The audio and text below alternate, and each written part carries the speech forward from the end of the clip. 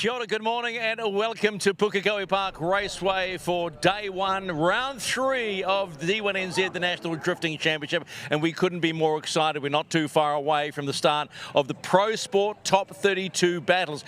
The weather forecast, I can tell you, is pleasing. There are grey skies above. It's currently sitting at around 20 degrees Celsius. The highs expected about 23. Most importantly, as you hear the Drift GP boys go through their test session, is that the track is dry because there's lots of wind. Now, beside me is a guy that won here, and he's a two-time drift king. Kurt Whitaker joins us in the house. Welcome back to Puke. How does it feel? Oh, it's awesome. It's actually a really cool experience to see everyone starting to pack in here again. We never thought we'd be able to come back here. So when I heard about it, it was a pretty good motivation to get the car out of the shed, give it a bit of a birthday, and get back in the seat. So we'll see how we go.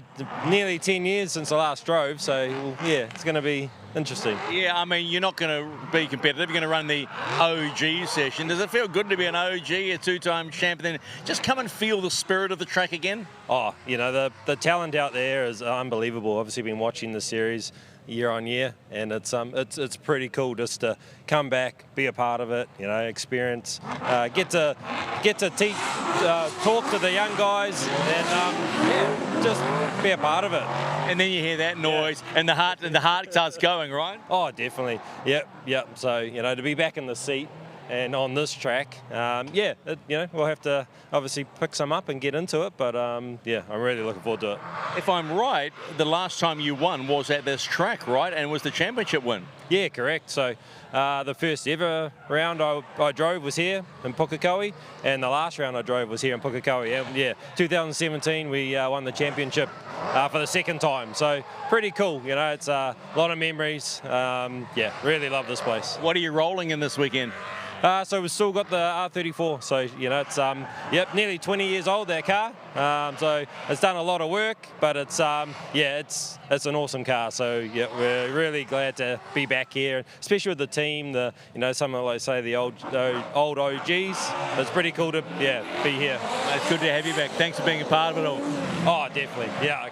Can't wait. So getting pretty excited, but like you say, you hear the roar, and find me the suit. Just want to get out there.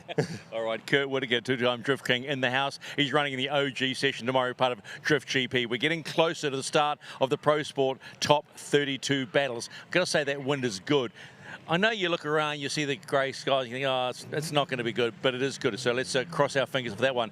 Upstairs now with Warren and Keske. Morning, lads. I think we're in for a big day. Morning, Mr. McIvor. Wonderful to see you here at Pukekohe Park. Keske Nagashima with me in the commentary box. They call him the 205 King.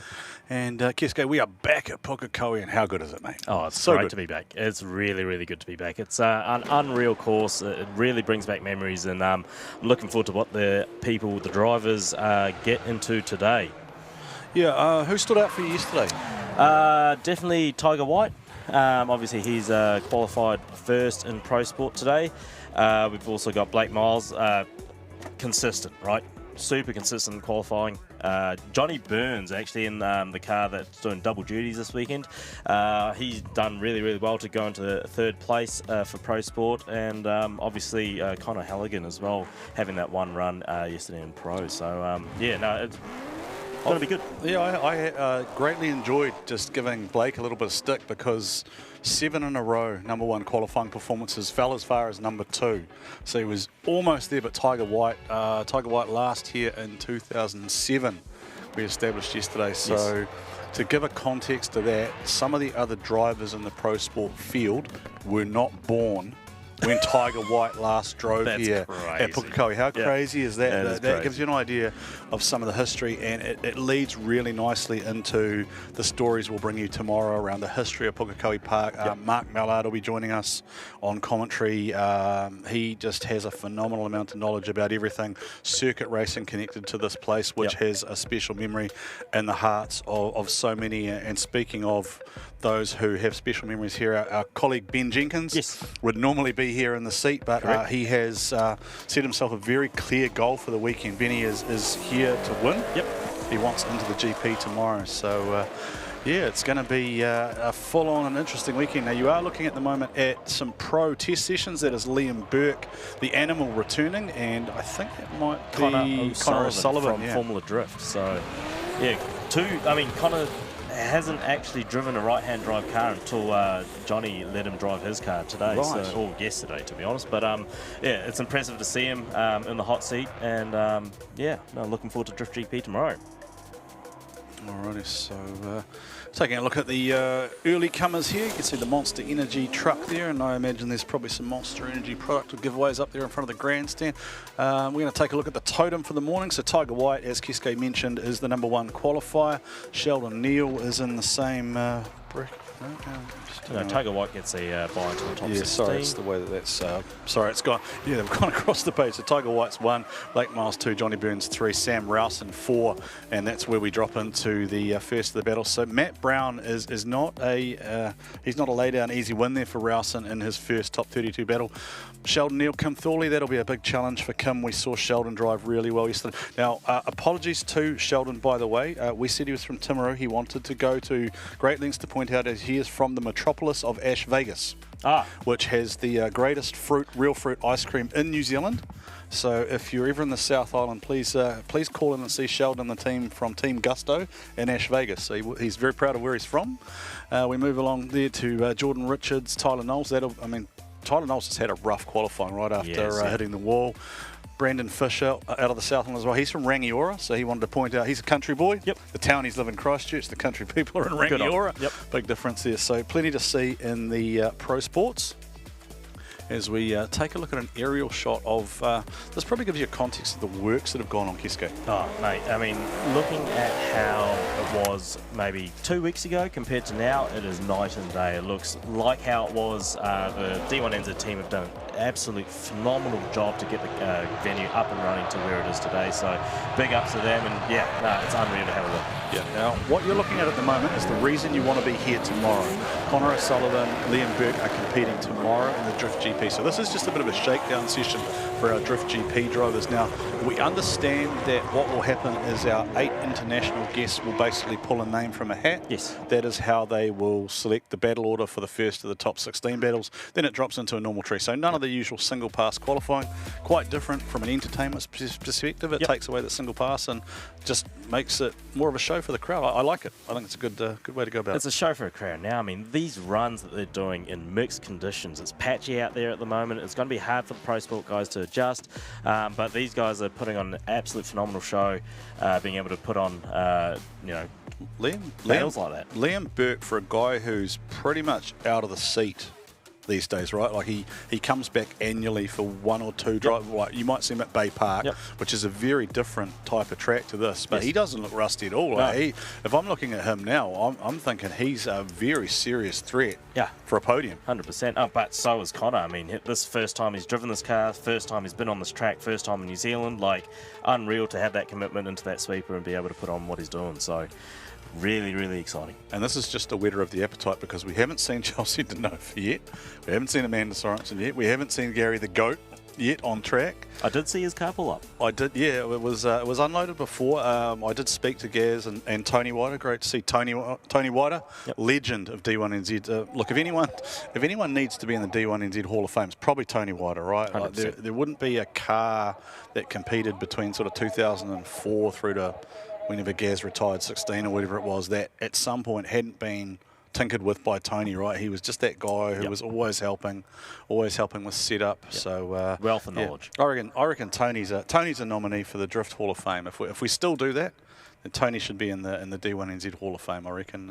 Agreed. Probably a few others actually down there of similar ilk. If we start going down that route, we might talk about that a little bit tomorrow. So there is just having a look there at some of the other vision that we've got there, Keisuke, and there is the legendary Gary the Goat. There it is. There you go. Gary the Goat, the octopus manifold. Is it still called the octopus, or is it something?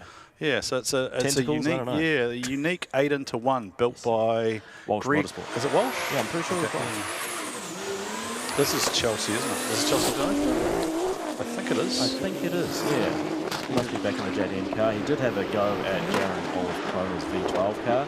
And I think he enjoyed that too. Yeah, it is Chelsea. You can see the Pennzoil flashes on the suit. So I actually did just speak to Jaron about that in the pit. So the Olive Croner Motorsport team just because I think it is a discussion point. They did offer that car to Chelsea if he wanted to compete in it as well, if he felt more comfortable. Chelsea's view was that he would need at least 10 laps to be comfortable in it. There wasn't time for him to do that this weekend, so he didn't want to risk that car, so he's gone back to the original plan of the JDM S15. Yep. And he's doing pretty well. I mean, considering, like I said, the conditions are super patchy. So it's very, very difficult for the guys to understand where the dry lines are, where the wet patches are on the track, and still be able to go through the track without, you know, really going off. It's unbelievable to see. So, yeah, a lot of talent here today.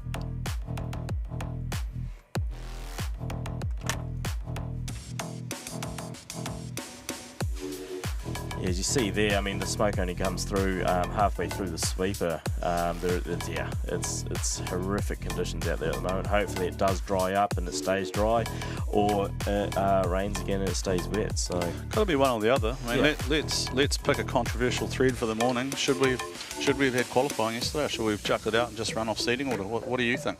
I mean, at the end of the day, they got through qualifying. It's not so bad. Obviously, it is hard, but hey, this is the last time we're at Pukekohe. They need to go through all the conditions to understand how to drive the course. So it's a good experience for the drivers. Yeah, I guess, I mean, there's arguments for both sides of the story, isn't there, right? We sort of look at it and go, okay, so maybe Laurie Heinonen, Brodie Maher, etc. were probably a little bit more impacted by that really heavy rain. Yep. But then if you actually went back to a seeding order, they kind of would have been in the same position anyway, being later entries into the championship, because they don't have series points. So the difference would have been Dave Steedman would have been provisionally Q1 if we had gone off like a seeding type order. But look, it's done now. It's in the books. Yep. Connor's got the watch, and Connor, I think, has got a new gearbox as well. Yeah, him and his team went back to the Jenkins garage at Hampton Downs last night and got gearbox number 3 for the weekend in the car. So well done to them for getting it done, and hopefully goes well for them this weekend. Is there anything that Jenkins don't have one of spare on the shelf? It wasn't Jenkins, it was one of the team. Else's? Yeah, Alistair's, one of Connor's team that had the spare okay, gearbox, right, so. okay. I was just curious. I wasn't sure if they just, like, they had a spare... What's gone on there, TTI? TTI. TTI's gone on there? Yep. I mean, it seems like something that, like a team like the TGM team was very well prepared, so between the two cars, it wouldn't have surprised me if they had a spare box I think there. they did have one in another car, but obviously, Connor going through other avenues to be able to get back out there. Yeah, it makes sense to use your own teammate stuff, right? Now, Correct. just taking a look at the H Blackby. That is the Wereta Kake entry. Sean Potros's car is slightly different in appearance, obviously, with the Champ Vision SMP on the door, but they do share a similar colour scheme and palette on the cars. And great to see another big rig added to the pits. Yep. How good was Wereta yesterday too? The driving styles really, you know, they both of them have a very aggressive driving style, and hence why they're teammates, I think. Hearing a lot of limiter yesterday from the both of them, even in the wet, and it was awesome to see. So Wereta, unreal. Like, yeah, very, very impressive. Alrighty, it sounds like just before we go into our top 32 battles for this morning, I'm going to take a look at the track rundown.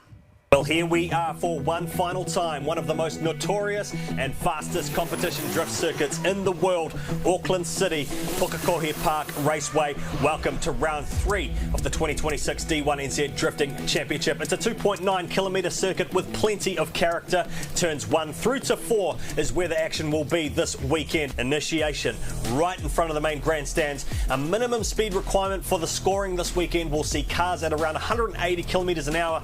This is all about commitment, with 4 scoring zones to watch out for on this layout. Time to take a virtual lap of the place now. Thanks to Logitech, the lead car will take the left lane out of the Monster Energy start gate. Teams will be looking for lower diff ratios and taller gear sets to get the best wheel speed this weekend. Judges will be looking for a set and forget entry with limited corrections through the sweeper.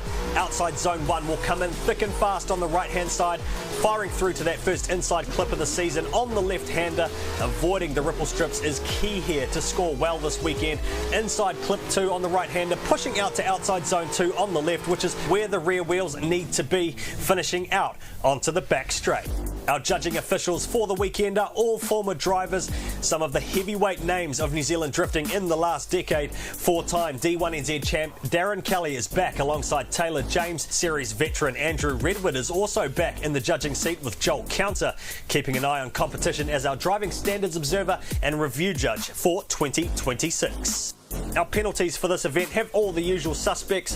Wheels off track will be one to watch for. Straight lining the car will be a crucial one here on this fast layout, especially during transitions. Excessive left foot braking will be another big one. You can use the left foot to settle the car with little dabs, but using too much and slowing the car up will hand you a much bigger penalty over the guys who can stick it to the section at full throttle.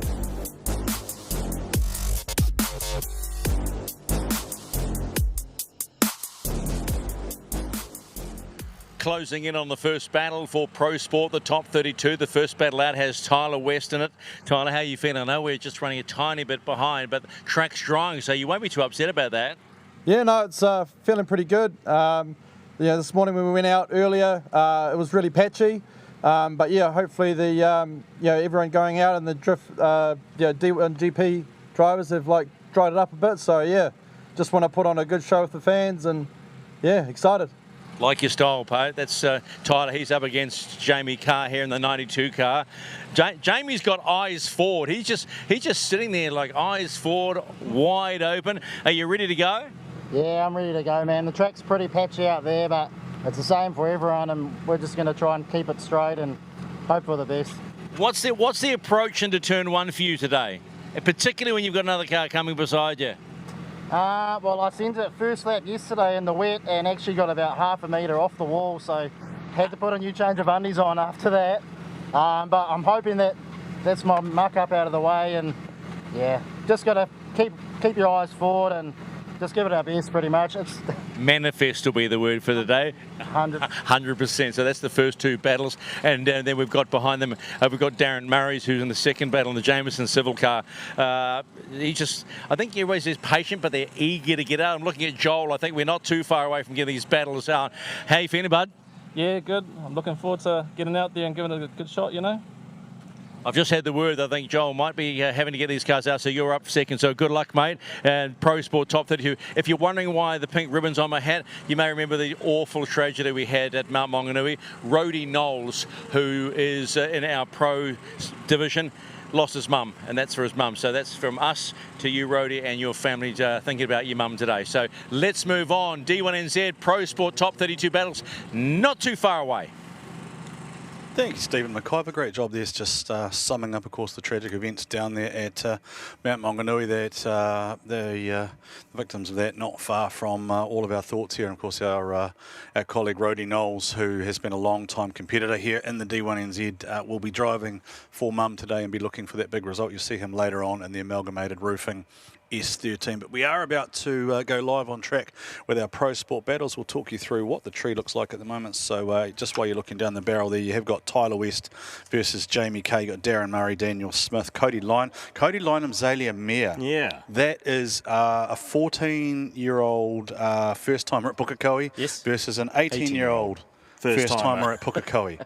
Then we go to Sam Rowson versus Matt Brown. That's a tough battle. Isaac Aldridge, John Atwood. That'd be interesting. That's a big battle up early. Sheldon Neal, Kim Thorley.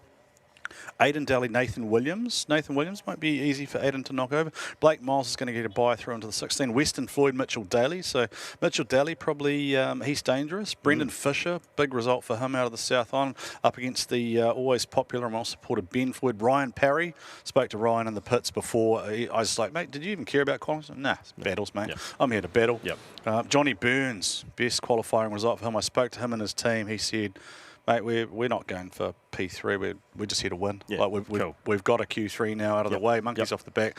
We're going straight for the podium. Trent Elmbranch and Cameron Omblevray has the makings of being one of the wildest things you will see on four wheels. You know what's weekend? interesting about that? Obviously, Trent is in a Camaro with a 2J, and Cam is in a C33 with a V8 twin turbo. It should be the other way around, but anyway. Yeah, it is actually a fascinating battle, and it's probably going to be one of the most spectacular.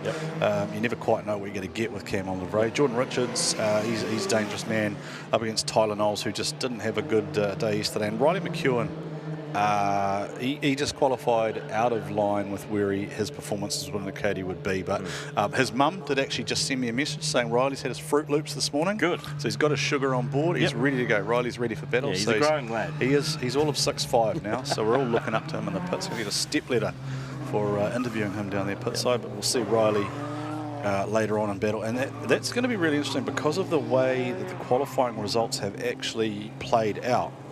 The drivers who generally are at the top end of the Pro Sport tree are all in very different brackets as well. So Blake Miles has kind of got a bracket where if you looked at the results today, Ryan Parry will be a tough opponent for him, but the others haven't been as far through the field. Johnny Burns is going to run into Riley McEwen or Jordan Richards. Yeah, exactly. You look at Sam Rowson, Isaac Aldridge, John Atwood, Sheldon Neal, Aidan Daly. That's a tough bracket down at the bottom of the left-hand side of the tree. 100%. Yep, it's going to get some good points for the championship for whoever goes through. So. Yeah, and then I'm looking up the top and I'm looking at Tiger White, who's going to run straight into potentially either Tyler West or Jamie Carr. Now, interestingly enough too, while we're talking about that, Tyler West and Jamie Carr smashed into each other too, didn't they, at Invercargill? Yeah, it was Tyler West just decided to do a ollie to kickflip off Jamie Carr's front guard. So it's a repeat. Revenge match. Yeah. Darren Murray's in that bracket as well. Darren Murray's very dangerous, and Cody Lynham just isn't afraid of anything. So who knows what's going to happen when Cody and Zalia go head to head. Did have a quick chat with Zalia in the pits earlier. She said she's just looking forward to getting better and better each lap, and that's a great attitude to have. She's got big dreams for herself as she progresses in the sport. So there's a lot to play for here at the most daunting circuit, Kiske, on our calendar by a long shot. 100%. It's one of those tracks where you go to the start line and you look down that line, you can't actually see where you're going through that corner. So it is actually a blind corner as you come around the crest, and then once you're around, it's not so bad. So there's a huge focus on the initiation. Once you set yourself up on that initiation, the rest of the course should flow very well. But unless you can do that, which is very hard in these conditions, and with barely, a lot of not very much experience at Pukekohe, with that speed in their cars, it'll be interesting to see how it goes. Yeah, so just looking at shots there of Darren Kelly's returning R35 with the Logitech graphics now on the side. So great to see that down off the hoist. I spoke to Sean Smith from his crew this morning, who was just sort of saying, they dusted everything off and made sure everything was absolutely fine. There is Darren in the shared shot there, along with Andrew Redwood and Taylor James. They are our three wise men, our judges of fact, along with our DSO Joel Counter. Now, if you are not familiar with the rules, they are available online. You can have a look at them, but effectively Joel Counter, as our DSO, has a variety of camera angles he can look at.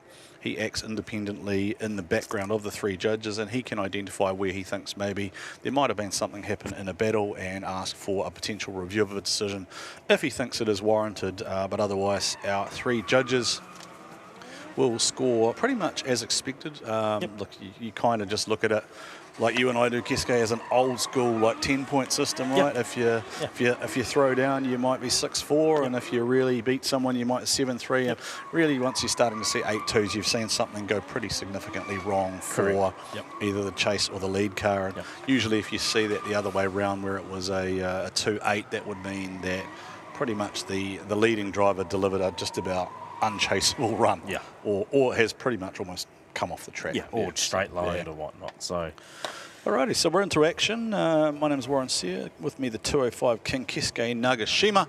This is round 3 of the D1NZ National Drifting Championship, coming to you from Pukekohe Park Raceway in the south of Auckland, on the border of the Waikato.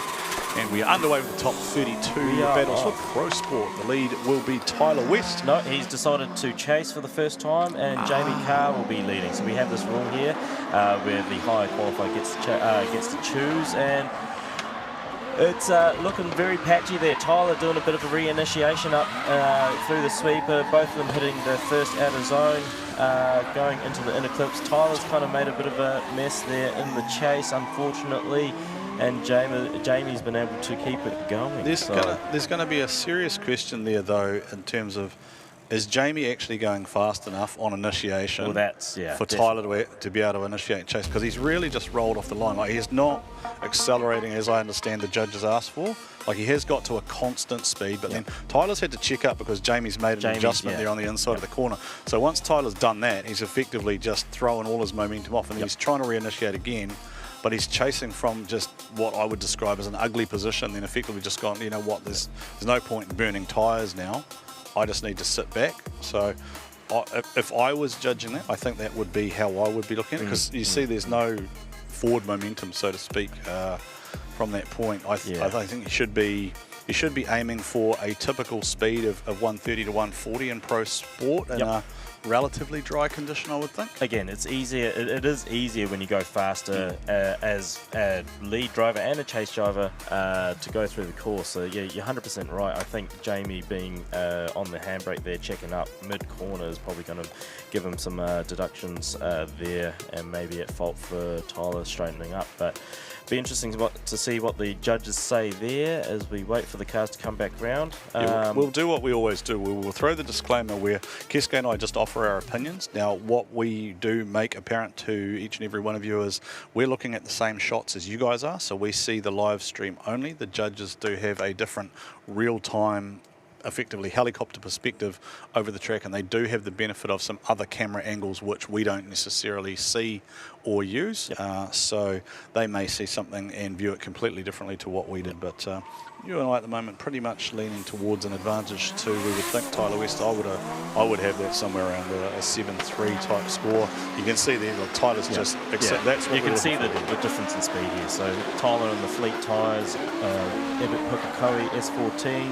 Definitely having a gap between Jamie Carr and his S13. Tyler doing a very clean lap there, getting the inner clip there, the second inner clip, missing the third outer zone a little bit, but doing well to get back into the fourth outer. Yeah, you can definitely see a speed differential between the two cars there. So Jamie not really a factor in the chase position there, so I think unless that is viewed significantly differently to the way we called the first battle. And sometimes that is interesting for us. We will call things a certain way until we figure out how the judges are looking at things. Like 100%. we saw yesterday, you and I were sort of looking at some of the runs thinking maybe they're not going to score that well, but the judges were ultimately looking for a consistent, smooth run as opposed to maybe what we had thought they would be looking at. But yeah, we'll wait for the result to lock in, and Stephen will make someone's day and put someone else on the trailer. Doesn't actually end their weekend. They are able to. I think we've just.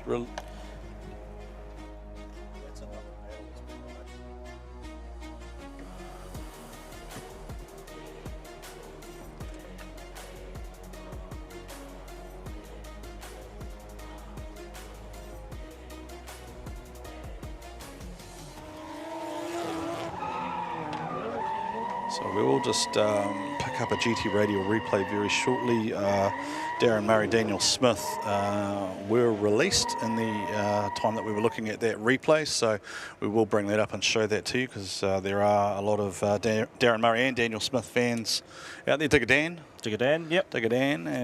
Putting in a lot of work here trying to get the car and track prepped for this event, so big ups to Daniel Smith and his team. DK Smith Excavations. Do you know who else I want to give a shout out to, Keske, that made my morning? Smashies over on the other side of the track. Gave me a breakfast burger this morning. If you've got pit access or you're in the pits, go and see Smashies, because the breakfast burger is amazing. So we are just taking a look at the replay of the Tyler West Jamie Carr battle. So in the interim, Daniel Smith and Darren Murray still making their way around. Should see a decision shortly as well.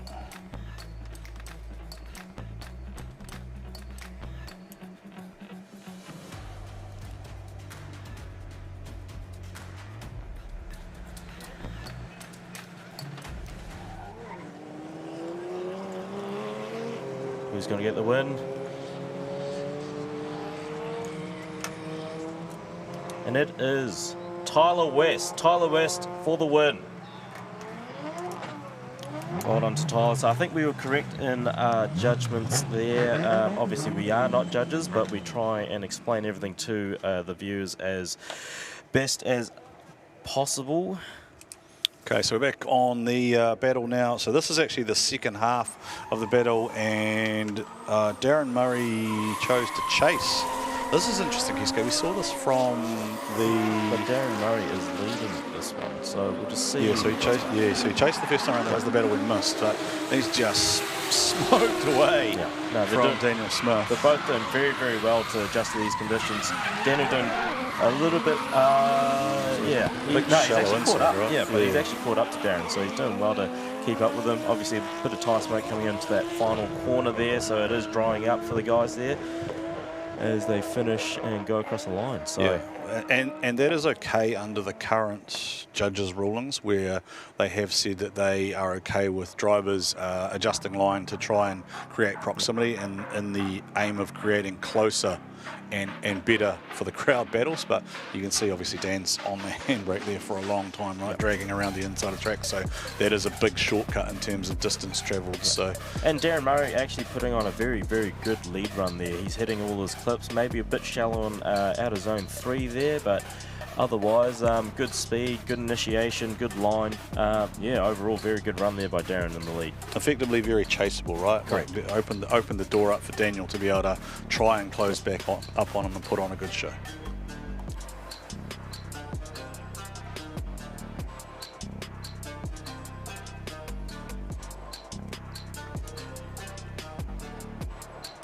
So just waiting for... No, we have jumped ahead, so that is Cody Lynham and Zalia Mayer. So we'll go back to Stephen for the result, I would imagine.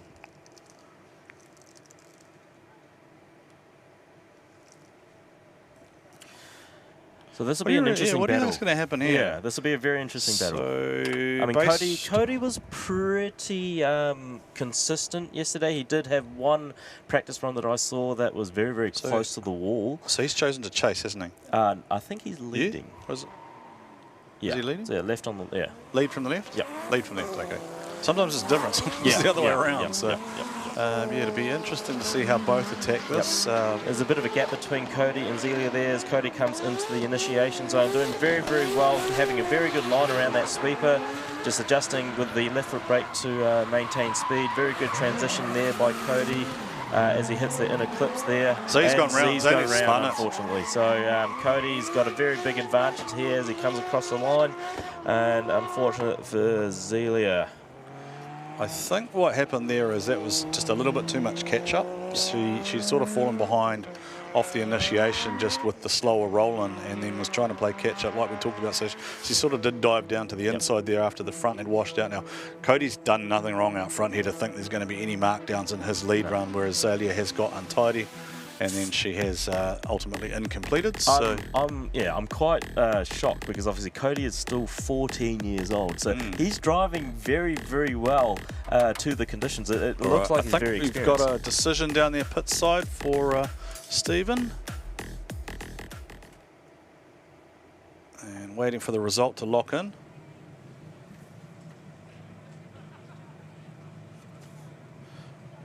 It is Darren Murray. Darren Murray gets the win. Well done to Darren.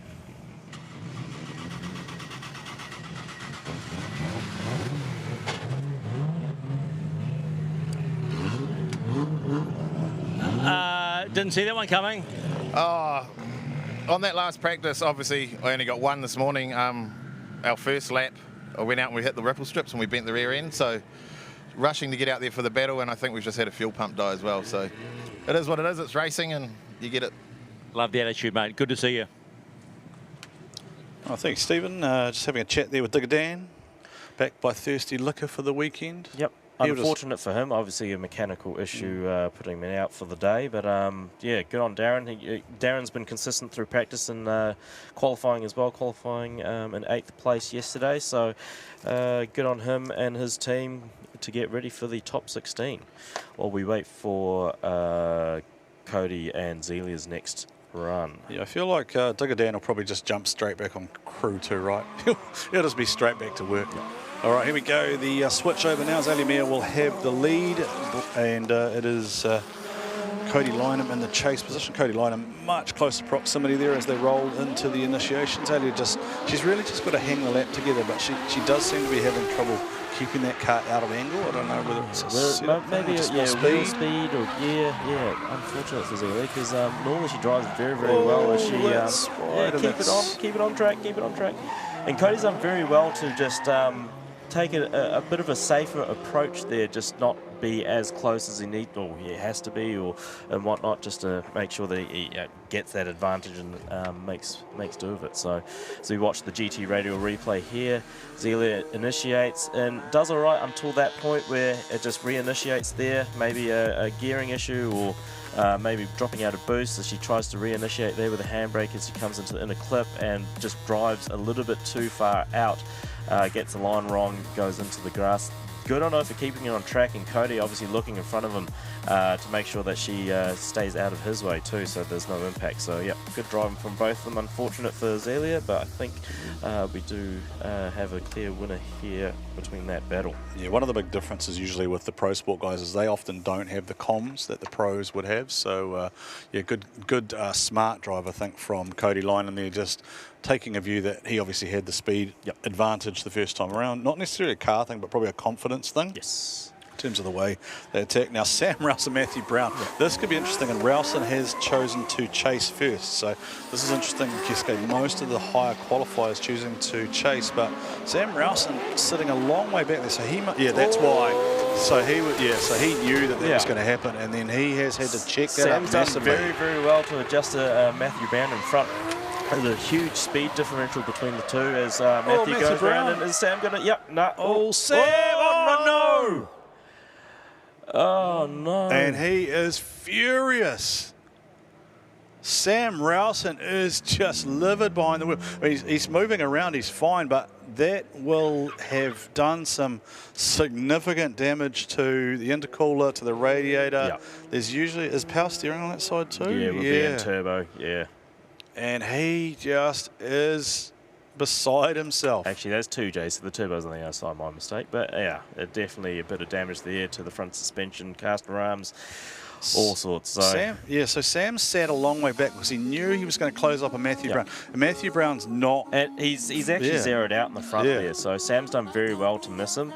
Back on the handbrake just to adjust to his speed as they come across. A rolling burnout, zero, and then spins in front of him. Yeah. Sam's got nowhere to go. No, Sam's Sam blinded. Yep. And then he's had to check up completely, and he is just a passenger. Yeah. So it was either going to hit Sam or hit. Yeah, and he's taken to the wall, unfortunately. So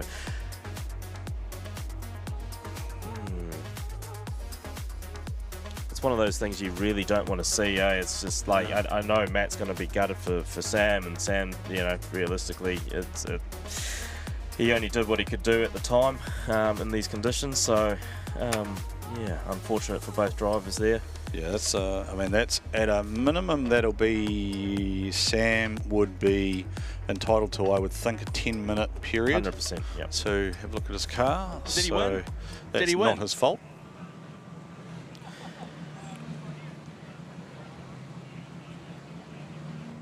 As we go down to Stephen. Cody Lynham. Cody, you get the win. Just briefly, what's it like out there this morning? Oh, it's crazy. We practiced in the wet and now it's like back to full dry. It's just full send. Yeah, but you've got to be happy about that, right? Oh, definitely, yeah. You're through to the next round. Well done. Thank you.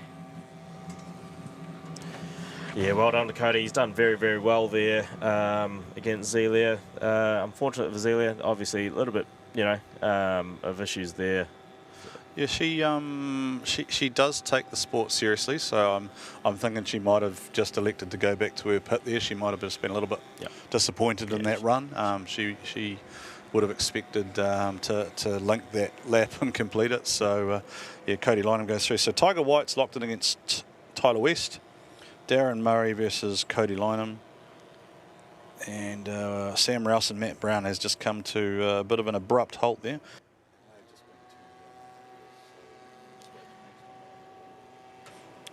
And then we're going to look at Isaac Aldridge, John Atwood, but we've got a little bit of a clean up here. See if we can get a totem maybe up on screen or something or other.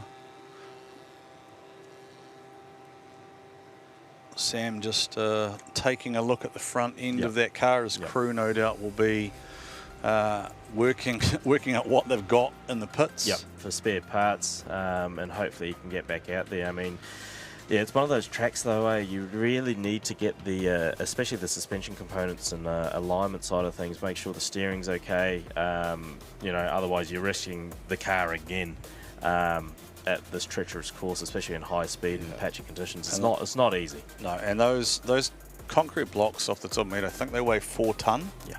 Something like that. They're either 3 or 4 tonne. They don't move. Like, we've seen people belt them pretty hard, and most of the front end is usually taken out of these cars. They've got bash bars, etc. in them, but there isn't a lot there. So when you go in like that, it can do some fairly significant damage. But having said that, Keisuke, we've seen some pretty amazing things in the past from those crews down there pit side, and the boys will be working frantically. What you'll see is like, you'll see the other crews running over, right, offering Sam parts. This is the thing with drifting, right? It's the camaraderie between teams that will actually allow other teams to, you know, use their parts and get back out there, so the guys can drive together. It's unreal to see. It's one of those things that's very special to drifting, and you don't see it in many other motorsports around the world, and it's really, really cool. So hopefully Sam Rowson in the Bridgestone Tyres Caddy car, C33, can actually get back out there. Fingers crossed we get to see him again in the top 16. Stephen and his commentary son. All right, we'll go down to the pits where Stephen is with pro driver Ben Jenkins. Pretty happy too, because you qualified P4 for pro this afternoon for round 3. You can't take the smile off your face, but you're always like that until something goes wrong. But this is your home, right? This is your hood. To be back here and then qualify like that, how does it feel? Feels great to be back in a Sylvia here in Pukekohe. I cut my teeth around this track. I live local. I spent a lot of time here as a young gun. I've had some great results. So to get in the car yesterday and do that in the treacherous rain, it's really bad in the rain. I'm pretty happy. I was just talking to Cody Lynham. He says, oh, we were out there in practice all wet. Now it's all gripped up. It's all over the place. Is that going to be what people are going to find pretty quickly? I think so, you know, and that's the beauty of Pukekohe. You never know what's going to happen. It can change. The weather can change here so fast. It can be slippery. And then, as we're experiencing right now, it can dry up in a matter of half an hour, you know. So hopefully the weather stays away and we can, the humidity's up. So the track should dry up pretty fast, and looking forward to getting out there in the dry. What does Pukekohe mean to you as a kid growing up and then being able to be part of the last drift? Look, it holds real close to myself, my brother. We grew up on a thoroughbred stud, you know, just south of here. So we spent a lot of time here as kids on the horse track. We spent a lot of time here as kids on the Ford Mountain watching the V8 supercars. It's a special place, you know. SVG had his last one here for Holden, you know, on the hill, and we were here. So it's just a cool place. Coming in here when there's no cars around and doing the unload, you sort of get like goosebumps, you know, of this place, and especially now seeing it so run down, or you know what I mean, like it just hasn't been what it was, and coming here for the last time, but you can appreciate the work that the D1NZ team have done in the last month. It's gone from, you might say, a little shabby to, boy, we're back racing. 100%. And I came here pre-Christmas with Brendan and his team, and we did some media, and we were looking down the front straight, and we were going, Dan, this is going to be a big job. But look, he's got an amazing team around him. Look what they've done to turn this place into a motorsport venue again. And look, we're firing in here at 180k an hour straight away. So hats off to him and his team. You know, Digger Dan's been down here. His whole team, actually, not just singling out Digger Dan. The people on the gate, we're smoothly getting in. It's cool. It's awesome. And everyone's got this vibe around, you know. Brendan mentioned in a briefing this morning the last time, and to be able to be back here is just, it's a privilege. P4, can you go P1 and win the round? Well, that's the aim, you know. I really want to get into tomorrow, so the focus is on. Gaz Whiter's out here for the GP, my Phoenix teammate, and I want to take him on here at Pukekohe, you know. So, yeah, I'm pretty focused for later on to, push into that top 4 or try and win this event. Just looking at some of the kids, I'm going to call them kids in pro sport. You just get this feeling with the numbers that have turned up, particularly for this event, and we'll call it the event. There's a lot of unbridled talent just waiting to unleash, isn't there? There is, and there's some talent in this pro sport field, you know. I've had the pleasure of commentating in Invercargill for round 1 and 2, and actually getting to sit there and assess them. You know, Blake Miles out there, he's he's one to look out for. You know, he should be in the pro field pretty fast. And you know, young Cody Lynham yesterday, he drove very well around in a brand new car. So yeah, there's definitely some talent lurking, and Pukekohe will bring it out. We like a lurker. Speaking of Ben, it's good to see, man. Can't wait to see you out there in the Phoenix S15. Thank you very much. We'll see you soon. Yeah, you will. P4 for Pro. That's a little bit later on. We'll be live on Sky Sport from 1:30 this afternoon for the top 32 in Pro. So there's a lot to look forward to, as is Drift GP tomorrow with our internationals and some of our OGs and some of the Drift boys from D1NZ. It is going to be a cracking weekend, and we are only just beginning, gentlemen. Oh, thank you, Stephen McIvor. Great to hear from Ben Keske. You're in here because Ben does have one goal this weekend. He is very focused on that win. Yep. And good morning to you all out there in live stream land. Keske Nagashima, the 205 King, with us. My name is Warren Sare. I've been doing this for 1 or 2 years, and so is Keske. Yep. And we're trying to bring you all the facts, figures, and insights from the Pro Sport Top 32 before we head into our Pro battles this afternoon. And a lot on the line here at round 3 of the D1NZ National Drifting Championship with, of course, the Drift GP tomorrow, because 1 and 2 in the championship guaranteed to go into that GP battle stream. Yeah. So 1 and 2 for that round. Yeah, so we are hoping to be able to talk to the judges. I'm not sure if they can actually hear us at this point in time. 3 wise men, can you hear us up there? Mr. Kelly, Mr. James, and Mr. Redwood. Are you alive and kicking this morning? How are we, gentlemen? Let's start with you. That's Andrew Redwood there. So you can hear us, but you can mime. Could you speak in? I've seen this happen before. Drifters are great with hand signals. So if you could explain how you briefed the drivers this morning, basically how to approach battles using just hand signals, given we can't hear you. Can you do that, Darren? You were pretty good at it there. So just get closer. Is that it? Close? Yeah. Close, but they can hear us. We can hear you, gentlemen. Yeah. So you can hear me? Yeah, we can hear you. So we just want to, I think for the live stream audience, we'd just love to know what you guys briefed the drivers on this morning and what you said for them to do as they go head to head. We were just really looking for them to clean up the lines from yesterday. It was really patchy yesterday. We had dry in the morning and then wet and torrential rain in the afternoon. It looks like it's starting to dry up now. As long as the rain doesn't come back, we should have some really clean runs coming up. Hopefully it stays like this for the rest of the weekend. And we've just been asking the lead driver to stay consistent on power through that sweeper. You would have seen before there was a couple of drivers that made some corrections and it affected the chase driver. So we put that fault on the lead. Yep. No, fair enough. I mean, it's very, very hard to chase if you don't have a good lead, right? So thank you, Andrew. And as we go back down to the course there, hello to everyone coming in to Pukekohe Park Raceway today. Good to see you all. Hopefully you guys have a very, very good day out there and enjoying the show. It's one of those things that is different, as I said yesterday, seeing it live up front with that speed and the sounds and everything, right? The whole vibe of the place is something special, as Ben said. So it's great to see everyone here, and phenomenal event. Yeah, one of the, speaking of different things that you can experience here at Pukekohe, there is a monster truck. So if you want to go for a ride in the monster truck, the easiest way I can think of to describe it is head over by the Toyota Gazoo Racing merchandise tent, just there in the right-hand side of your shot. There, the monster truck is there, and it's usually $10 to $15 per person for a ride, and they'll take you for a little bit of a lap there around the Pukekohe Park. It's a different way to experience it. There's plenty of merchandise available here from both drivers and also from some of our trade stands, so you can see people getting in here nice and early, Keske, to get their favourite spots.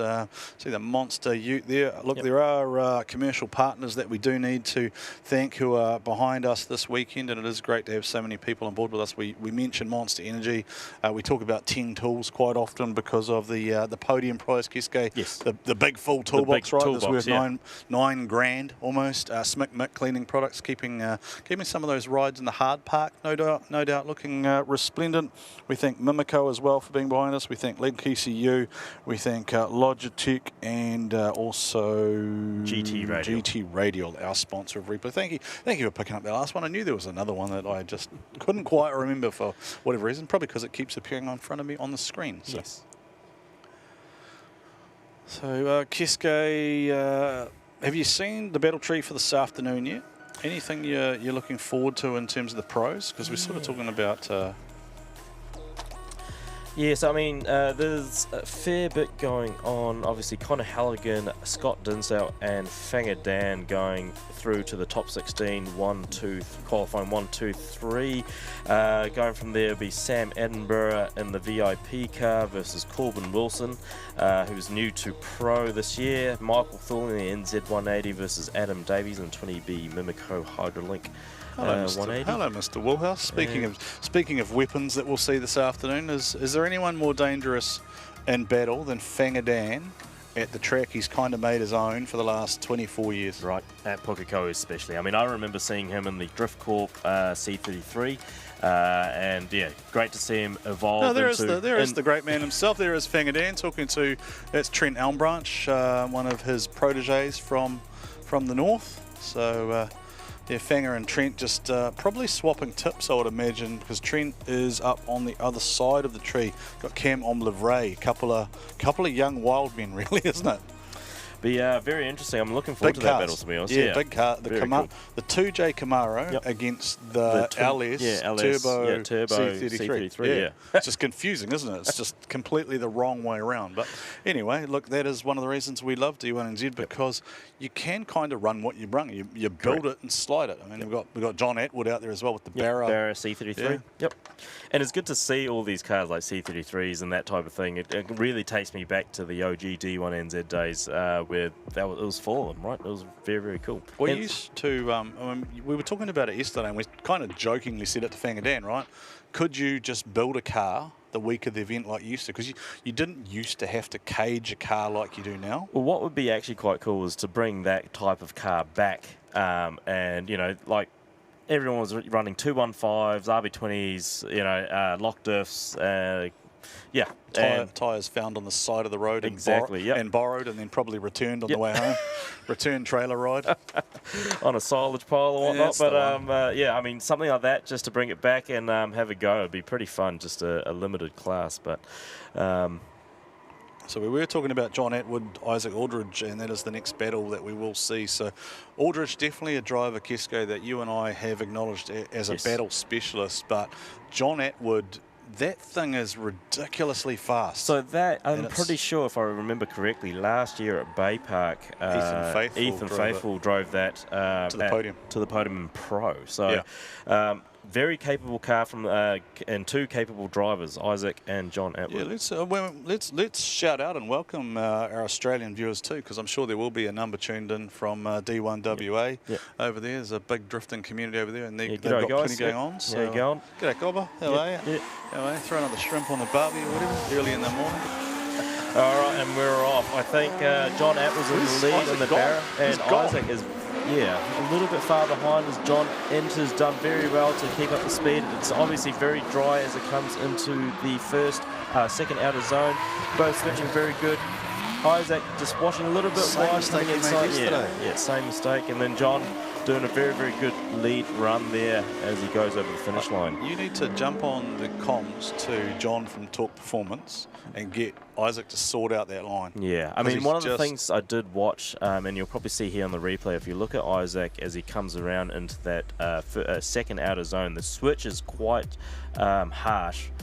He maybe over-rotates or needs to get a little bit more forward drive out of the car to be able to tuck in, whereas John Atwood just putting on a very, very good, clean lead run there. So it's good to see those run from both those boys. John's closer to that line that we were expecting yesterday, right? Mid-track line, sort of the speeds up there, up around the 160-ish k an hour. Nice and tidy, gets through all of the zones. Even got out to this outside one here, filled it up quite nicely. That's actually a really nice fill of that zone there, and then closed out the run nicely. Maybe a little bit short at the end there, but by then Isaac had already made a mistake. I mean, he's opened up the door for Isaac to tuck in, and it's really up to Isaac to be there. So we'll see what happens as they swap around, but at the moment I think there might be a slight advantage to John Atwood there. Yeah, I think I feel like that's a pretty solid call there, mate. So I believe we will roll straight back into the return battle. I thought we might have started running concurrence, maybe just to try and catch up a little bit of time, but that sometimes comes later in the program because we are still, of course, waiting for Sam Rowson to come back. So under the rules, he is entitled to a 10-minute period to repair his car. if he is unable to complete that repair, then he would be given the win and he would go into the next battle, but he would effectively forfeited, is my understanding of how the rules are applied, because I think he would have to come back out and do mechanical for safety reasons. Now, I don't expect Atwood to be anywhere near as far back. John's challenge here is going to be probably just modulating that throttle and maintaining speed without getting too close to Isaac Aldridge. Yep. And Isaac's done a very good run there as he transitions. How will we do around the chicane? He's actually done it much better. And John is he's actually made a bit of a gap between him and John there. So it'll be interesting to see how the judges call that. There might be down to minor corrections between lead and lead, chase and chase, and there might be. Yeah, I'd love to see a different angle of that, just to see where John Atwood went, because we know that there was a bit of a challenge for Isaac Aldridge in his chase. So what happens here? Where did John go? See, it's dropped out of shot. So I'm assuming the judges, as we pointed out earlier, have a real world view, right? They're looking from down above the track, and they do have some other angles. So yeah, I don't think really John actually made many mistakes in the chase position there. So he's actually done pretty well to stay with Isaac up to this point as we watched them come around the sweeper and transition. So Isaac's done a good job there in the lead, hitting both in eclipse, and then John's just staying steady, but not up on his door, if that makes sense. So John definitely had a wider, more aggressive entry. Yes, he was closer on initiation, so he might get the advantage there. Yeah, but that's why we don't have to be the three wise men, right? No. We just call it as we see it and try and interpret things. It's quite, one of the things that does entertain me. We have obviously we do have different pictures that we see that aren't shown, and I do always enjoy watching the judges' expressions as they see things, and sometimes you can kind of pick up where they have seen something maybe that we haven't seen, and they're looking at stuff. So, all right, moving forward, we should see Ash Vegas's favourite son, Sheldon Neal, up against I'm going to call, what should we call her, the Queen of Waitemata, Kim Thorley? That's a Waitemata, Rodney. Is it Rodney? Is it? Yeah, it's I Rodney. thought she was Waitemata. Is it No, Rodney? Waimalku. Waimalku, the Queen of Waimalku. Queen, we shall bow to her later. Did John Atwood's bumper just come off behind the car there? I think it did, in the pits.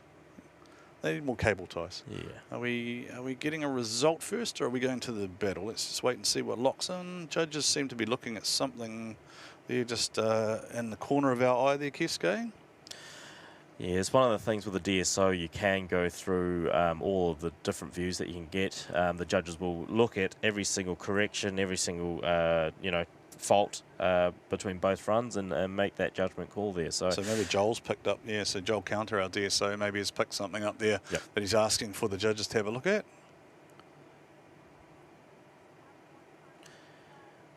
So we go down to Stephen. One more time. Okay, so that would indicate that there were mistakes made by both there. Queen Kim has been absolutely smoked by the King of Ash Vegas. Far out. Sheldon's absolutely, gone in there, and Kim's... he's on the real fruit ice creams this morning. He is gone. He is gone. Go to the little SR20. Team Gusto. What did we work out? There's 3 or 4 SR20s? 3. So he, Johnny Burns, and Tyler Knowles. Yes. So not sure what happened with Kim there. Obviously, straight off the line, she did leave a bit of a gap between Did she miss a gear coming off the line and just... Most likely. Well, she didn't stall like her husband, Mike Thorley, so that's a start. That was a hurtful thing to bring up this early in the morning, but that's what you get Mike for protesting Keisuke at Mount Smart 2 years ago. So he's a vindictive man. He's got the microphone, you don't. He's done well. He has.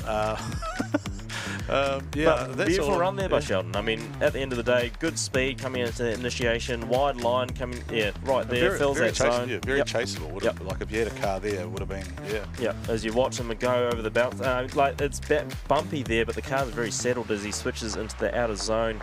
watching the GT Radio replay, going through the inner clips, very good, not touching the ripple strips, and just little short there.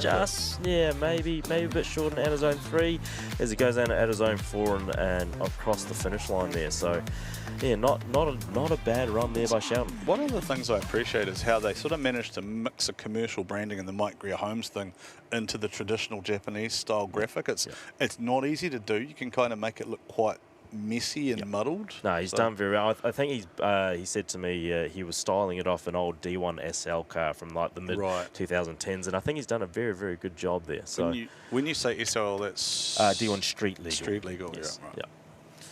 Up in Japan there, so that was a street legal class. You needed to have radios and cut and shut knuckles, and yeah.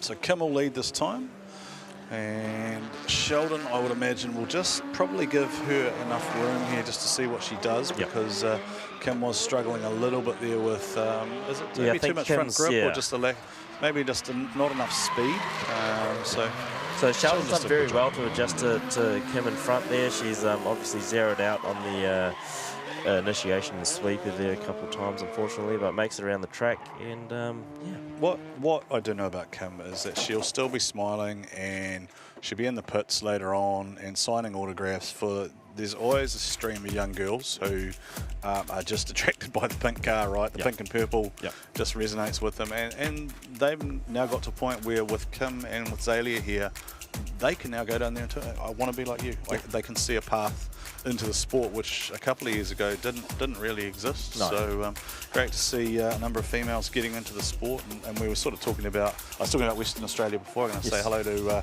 SJ, Sarah Jane Holland, Sarah and Nick, S&M Performance in WA.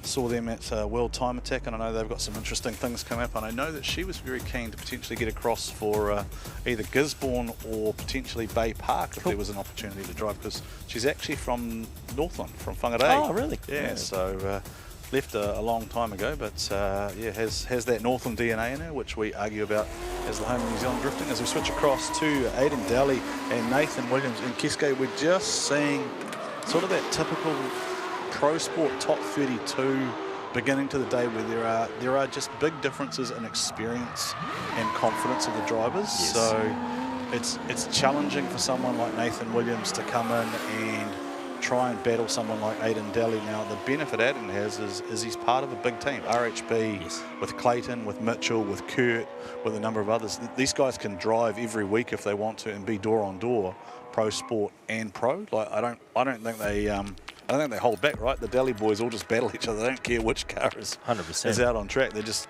throw some radios on. Aiden's done a very, very good lead lap here, right? So he's gone very, very fast into that sweeper initiation, fills that second outer zone, gets third outer zone, and goes straight to the fourth. And yeah, very, very clean run there by Aiden, while Nathan Williams is was struggling a little bit off the line there. He left a bit of a gap as he comes around the sweeper, gets on the handbrake just to, I think he might have got caught up in that switch. See what the judges say, whether that's a zero or a major deduction there as he comes back around and finishes. So a bit to do there for Nathan in the lead as they come around the course, where Aiden has actually, I think that was a strategic move by Aiden to actually go and lead first, because he was the higher qualifier there. So I was just going to say, see at the top of the screen there, that big crowd of people around Sam Rowson's car. I don't know if that's a good sign or a bad sign when you've got that many people standing around. Sort of doesn't indicate there's a lot of work being done, which is... They're just assessing. Yeah, they need a second opinion. Right. Because the time does start from as soon as hands are laid on the car. So let's see what Nathan Williams does in the lead position here. It certainly looks like he's got plenty of speed in that and he's done well to keep up with him. So just got to hold it on track. Yeah. Oh, Aiden! Oh, went to 0-0. Yeah, there we go. Yeah, double zeros. Yep. So that'll be incomplete. And that is a frustrated Nathan who probably up until then might have been feeling pretty confident about that run. 100%. And looking at Nathan during the qualifying and practice yesterday, he was actually very, very good. He had obviously off and ons depending on weather, but in the dry he was doing very good in that car. So unfortunate there for Nathan.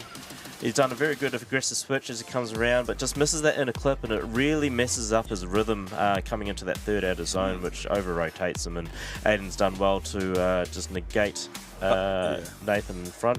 I was just going to say Aiden, but Aiden had 0 before then because he was 3 wheels off, so it didn't, up until then, it would have, Yeah, so Nathan there done very aggressive, but a little bit of front understeer as he kind of pulls in. Yeah, and that's Aiden 3 is, off, So that's 3 off, and then that's 3, so it's a 0-0.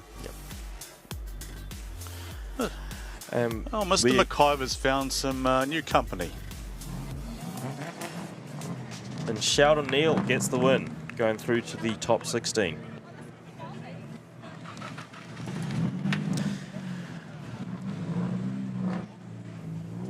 Yeah. Drift Mama, how are you? I'm really good. Yeah, what was it like out there? It's been daunting and struggling all weekend, but I'm out here and I'm having fun. That's all that matters. Good to see you out here. All right, thank you. Yeah, I mean, yeah. She's having fun. That is the most important part with drifting, right? Shout out to Lily and Lucy. Yeah, right. 100%. Shout out Lily and Lucy. Yeah, good on her. The 2 crew chiefs for the Thorley Motorsport cars. Yep, she gave it a good crack. That's what made it. And yeah, I mean, we all started somewhere, right? And who have we got here tomorrow? Amanda Sorensen, right? Who is doing global things and competing in all sorts of different motorsports. Yeah, they're very motorsport-oriented family, so. Okay, so some information coming through, but I think Stephen's going to announce a result here for us.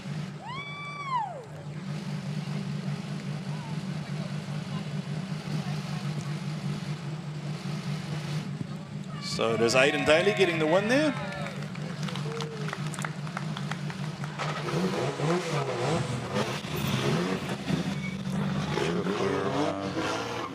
And we've just had information coming through that Sam Rowson has withdrawn. Now, we will need some clarity on that as to if that is deemed the lead car's fault, because that would mean that Rowson would get the win, and that will be important from a points point of view. Yes. So that is important because Sam Rowson is currently in the top 4. So we will need clarity from our officials as to whether Matthew Brown is adjudged to have been at fault there, or whether Sam Rowson effectively gets the win and then withdraws from the top 16. So just looking at the top of the screen there is Sam Rowson's crew. I don't know if I wonder if we can drone all the way up there and see what's going on with that car. I'd love to see what the front of that car actually looks like. Now we've got Weston Floyd Mitchell Daly. Now I did politely get asked this morning by the FBR boys to stop picking on them. Apparently we were a little bit harsh on them yesterday. We or me, because they forgot to pin down the bonnet, and they forgot to pin down the bumper, right, and then they forgot to put the side skirt on properly. No, that just flew off when you went off course. Things just went flying everywhere. So sorry, FBR boys. I still love you guys. I do love you guys. You're one of my favourite teams, and not just because you gave me that pretty hat. I can be bribed easily. Lucky you're not a judge. Lucky I'm not a judge, yes. Otherwise I'd work for Smashy Burgers like that Smashy Burger across the track. It's not that bad. Smashy breakfast burger was good, by the way. I'd happily go and get another one of those. Yeah. We should stop talking about food. There is a lot of food here, though. If you are here on site, the food alley up behind the grandstand, don't forget that they are up there. So a number of food vendors on site, along with our traders, etc. So take advantage of the various food offerings that are here at Bay. Why did I say Bay Park? Pukekohe. I was jumping ahead to our final round already, because we always have kind of the whole, we have the whole event going on outside in the car park. That was what was in my mind. I was just getting 2 months ahead of myself, wondering who was going to win the title. And that came off the back of my question around Sam Rowson, just because, obviously, championship point implications. So. Yeah, there's definitely still a fair few people around Sam Rouse's car. Just make sure that he's okay in the car, see what they do. It's soft, but it's not soft when it's a stationary object and you are a passenger. So, it's going to be interesting just to see.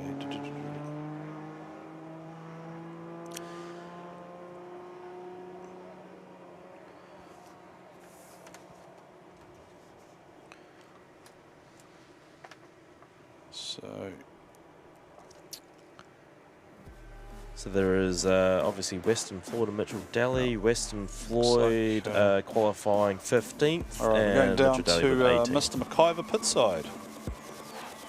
So you're going to have to go one more time early in the piece. What's it like out there? The track's pretty good. It's all dry everywhere, so there's just a little bit less grip on the run up, and so we just couldn't keep up with them on the run up. So try again and see if we can improve. Do you feel it was worth one more time? It's hard to know when you're sitting in the seat. I think it was probably not too bad, but yeah. Nice being here at Puke? Yeah, it is. Yeah, it's first time here, so it's all good. Oh, so no fear into turn one? Definitely was on Thursday, but it's getting better and better every lap, so yeah. Yeah, I like it. Let's go and talk to John over here while he's doing his thing. I'll talk to him while he's pushing. Oh, no, hang on. We'll let him go because there's a run.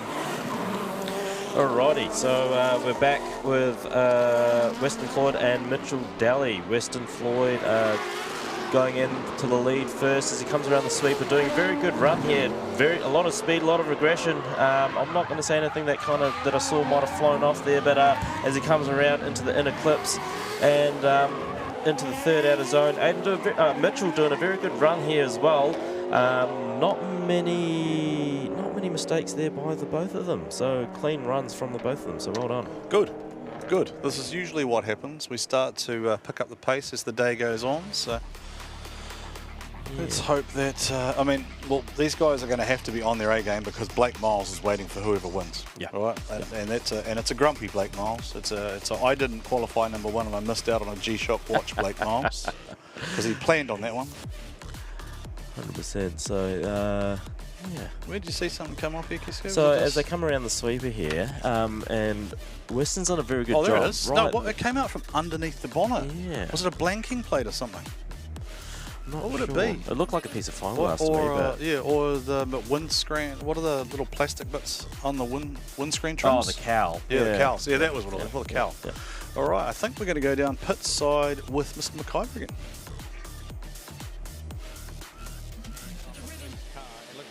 It looks like he wants to be Farmer John with the amount of crap that's on that car. Is that a reason we're going to go one more time? Well, it's actually just pulled it out of the cow shed, a couple of days ago, so I haven't quite had a chance to clean it yet, sadly. No, that you are fibbing because I know it was cleaner than that when you came in today. What do you make of the track? It's dry now. Definitely practice was wet. Sort of was a little bit iffy going in there chasing Isaac. And then after the first lap, I was, oh yeah, she's dry, so she's full commitment now. Yeah, what's it like going into that? Because you've only been in a seat, but never driven this, probably, right? No, never driven here. So yeah, she's a little bit daunting when you're going down there and your foot's flat on the ground, and you're like, should I be lifting yet? Like, no, just leave it flat, and then just tip her in, boot the clutch, and hold on for the ride. That's exactly what I do. Good luck on the OMT. Cheers, mate. There you go. Atwood Aldridge OMT coming up.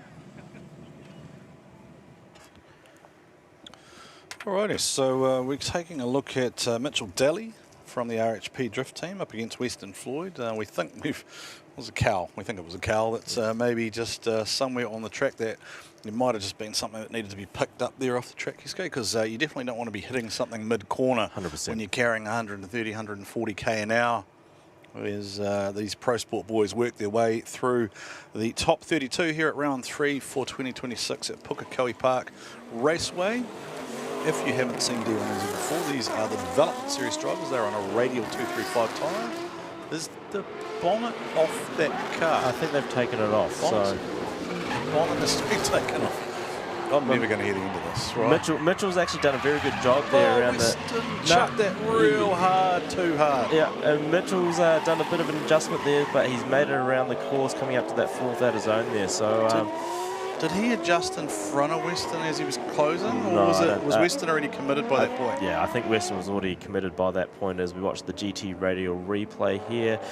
Mitchell Daly doing a very good job on the outer zone and the initiation zone. I think Western's actually zeroed out a little bit in the chase there as they come into the transition, both hitting those outer zones, but Mitchell getting on the gas, hitting the inner clip, and Western unfortunately kind of flying a little bit out wide there. Mitchell has missed that third outer zone, but able to make it back out to the fourth outer zone, and that's probably all she wrote. Yeah, I think, it does. Yeah, I think there would have been enough in that, even without that mistake. You would argue there was probably a big straight line there from Western Floyd. So drivers, of course, will come round and park up in front of Stephen to get the official results. But we are we're on to our next battle. releasing cars, and Brendan Fisher now against Ben Floyd. So the other Floyd brothers. Yep. So we've got Brendan Fisher out front throwing down a nice lead run here, Kesko. He's opened the door right up for Ben Floyd to come and try and attack him. And Ben Floyd just hasn't been able to close up that proximity there. No, but he's done all right. I think both drivers have done actually quite clean laps. So it'll really depend on what happens in the next run here. But Brendan's been pretty consistent throughout the weekend here as he comes into the sweeper. Nice wide, good, isn't it? Yeah, nice good wide initiation there as he comes through the sweeper. Good transition as he fills the second outer zone. May clips the first inner clip. I think not bad in the second inner clip as he fills the third outer zone into the fourth. Western Floyd's going to have to do a really clean lead just because he was very straight in his chase through here. So just driven almost flat through the inside of that corner there, and then right here as well you'll see there's wheels straight. There is a bit of a hesitation in that transition there, so it'll be interesting to see what happens next. I think we have a result locking in for the earlier battle, which was Western Floyd Mitchell Daly, and we do have a winner. It is Mitchell Daly. Mitchell Daly in the GT86 RHP V8 car going through to the top 16. Just briefly, there's that Daly smile. It goes through the whole family. Feel good? Yeah, feel real good. Yep, new engine in the car, so I just want to thank everyone that helped with that. Craig at Engine Dynamic. Go get ready for the next run. Awesome, thank you. New engine obviously going well for Mitchell there. Well done to Mitchell and the RHP team. Well, there'll be two new engines in, right? Because Clayton's also got the rebuilt Engine Dynamics engine with the I don't think I'm breaching confidentiality saying it's going to have solid lifters in it. So just having a chat with team boss Seaton earlier on. Seaton's one of my favourite people pit side. I will sometimes call him Seaton Claus. Brings Christmas to drifting. That would mean that in the top 16 for Pro Sport, there are two RHP and brothers actually, Aidan Daly and Mitchell Daly. Different side of the draw though, so they can't battle each other. So Ben Floyd now has the lead position over Brendan Fisher. Ben Floyd needs to just open up the door here and allow for Brendan Fisher to run where he wants to, but Ben's just taking a real inside line. Yeah, very shallow there. Ben, where are you going? Off. Yep. And Brendan's done very well to go around, and it always scares me that they're going to go straight through and come back out on the other side, straight in front of the car. We've seen it happen before. Yeah. But I think Ben did the right thing there and got out of it. But that was a fair bit of off-roading for Ben Floyd. Yeah, it actually takes me back to the OG D1 days. That happened quite often. So as we watch the GT Radio replay here, I think, Ben Floyd was fighting with the front there as he comes into the transition. Just transitioned a little bit too late, goes into the grass, whereas Brendan Fisher goes into the third outer zone and manages to make his way through the finish line. I felt he was so committed to that inside line. He almost had no angle and no room to flick himself back the other way. He was driving straight pretty much. I think he's got a lot of forward bite there. So it's one of those tracks that if you have too much forward bite or you're not going fast enough for that balance, it will push you inside into that sweeper. That car bounced in though on the rear? That must be a setup thing, is it? Maybe it's the rates and stuff, so maybe something to look at for those boys. But yeah, it bounced really hard, like a violent bounce in the rear. Yeah. That would have been quite unsettling. And you can see that he's got that almost the positive camber too in the rear of that. So he's definitely, it might have been a wet setup left as is, giving him too much grip. Obviously it's full dry now, so it's hard to obviously get that balance between setup and drivability, especially when the conditions are ever changing. So we're now moving to Ryan Parry, Luke Chappell-Sayre. Luke Chappell-Sayre wanted me to send a big shout out to his sponsor Swartz Tyres. So I thank you Swartz Tyres for supporting Luke Chappell-Sayre, Team 12am out of the central North Island. But Ryan Parry for NTF Kesko, we talk about this, the fact he is very much a battle specialist. He is a guy who thrives being door on door, and he'll just put the hammer down and he'll go. Yeah, right, as he's done here. So he's gone into the initiation, a little bit of left foot brake to adjust into the line there, but there's a big gap between Luke and Ryan there as he comes into the transition, filling that second outer zone, hitting that third as he comes around into the third outer zone, filling that very well as he comes around to the fourth and getting that very well too. Ryan is always among the fastest cars in pro sport. He's just a hammer down type driver. Luke Chappell-Sare, I think he would probably be among the more underpowered cars probably in pro sport, and a 31 Zafira is a slightly bigger car as well. So yeah, definitely an uphill battle here against Ryan Perry, but Luke's doing a good job there, just doing what he can, but he needs better proximity there in terms of trying to find his way into the top 16. GT Radio replay just showing us again, just Ryan Perry's car just really settled. Super settled, yeah. Very consistent driver, Ryan, and he's done very well there. So as we go down to the pits, Brendan Fisher.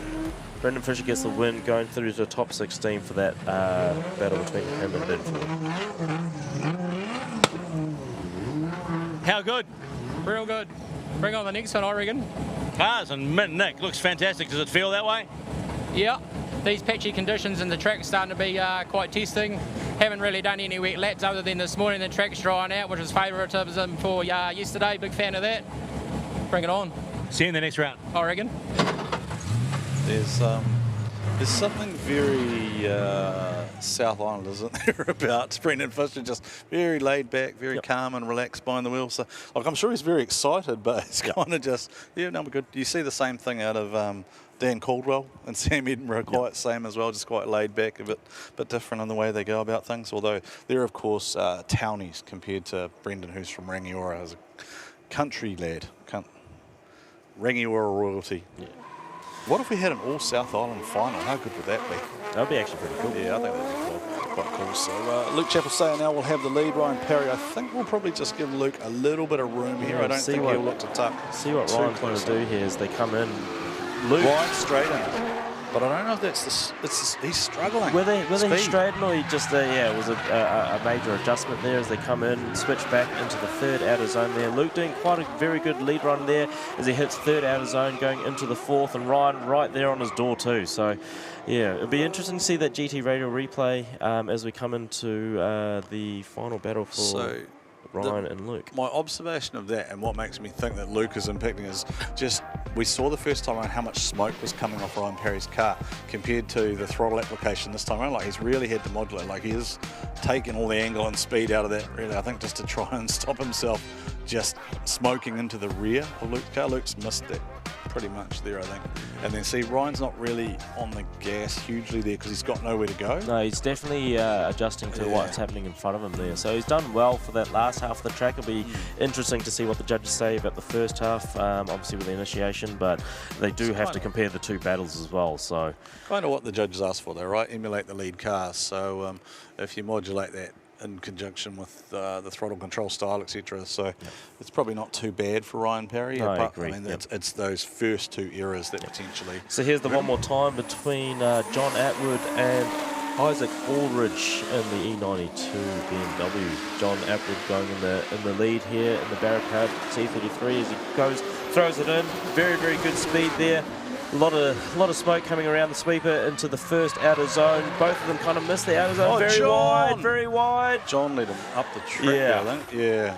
I think that would be more at the lead fault, obviously, because the chase car has to mimic what the lead car is doing if he's following that line, and both of them actually went off course. Even though John kind of stayed up it and went back on course. Yeah, we've seen that precedent, haven't we, in a number of the international series where there is basically a view that the lead car has led the chase car up the track. Correct. Because they're effectively responsible for setting the speed. So Isaac's just trying to emulate what John is doing, and John is going a lot quicker, and then he's missed that zone, right? He's shot right between the two. So they didn't. It's one of those hard things with that second outer zone. You do have to really scrub off a fair bit of speed because you are moving in the dry. To be able to get that line right to go through the chicane and back around to third out and fourth outer zones. So obviously that late switch putting them both into the grass, unfortunate for both, but go down to Stephen for the result between Ryan Perry and Luke Chappell-Sare. Ryan Perry getting the win. You look a bit stressed there, buddy.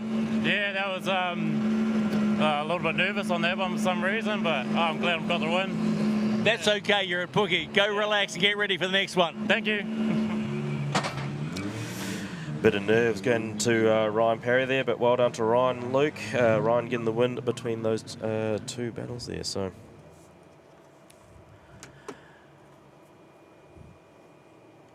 as we come back to the second run of the OMT between Isaac and John Atwood. Isaac obviously coming into the lead for this run here. See what happens with John in the chase.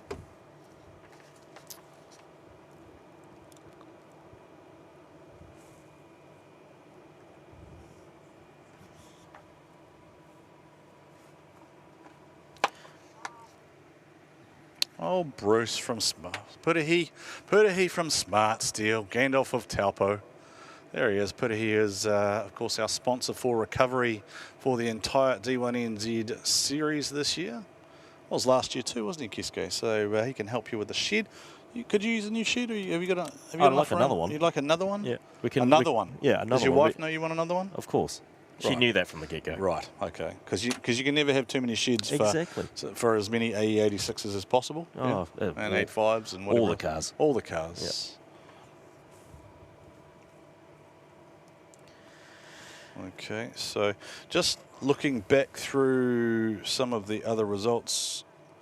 Okay, so just having confirmation there that Sam Rowson is deemed to have retired. So Matthew Brown gets the win there, and he will battle the winner of he will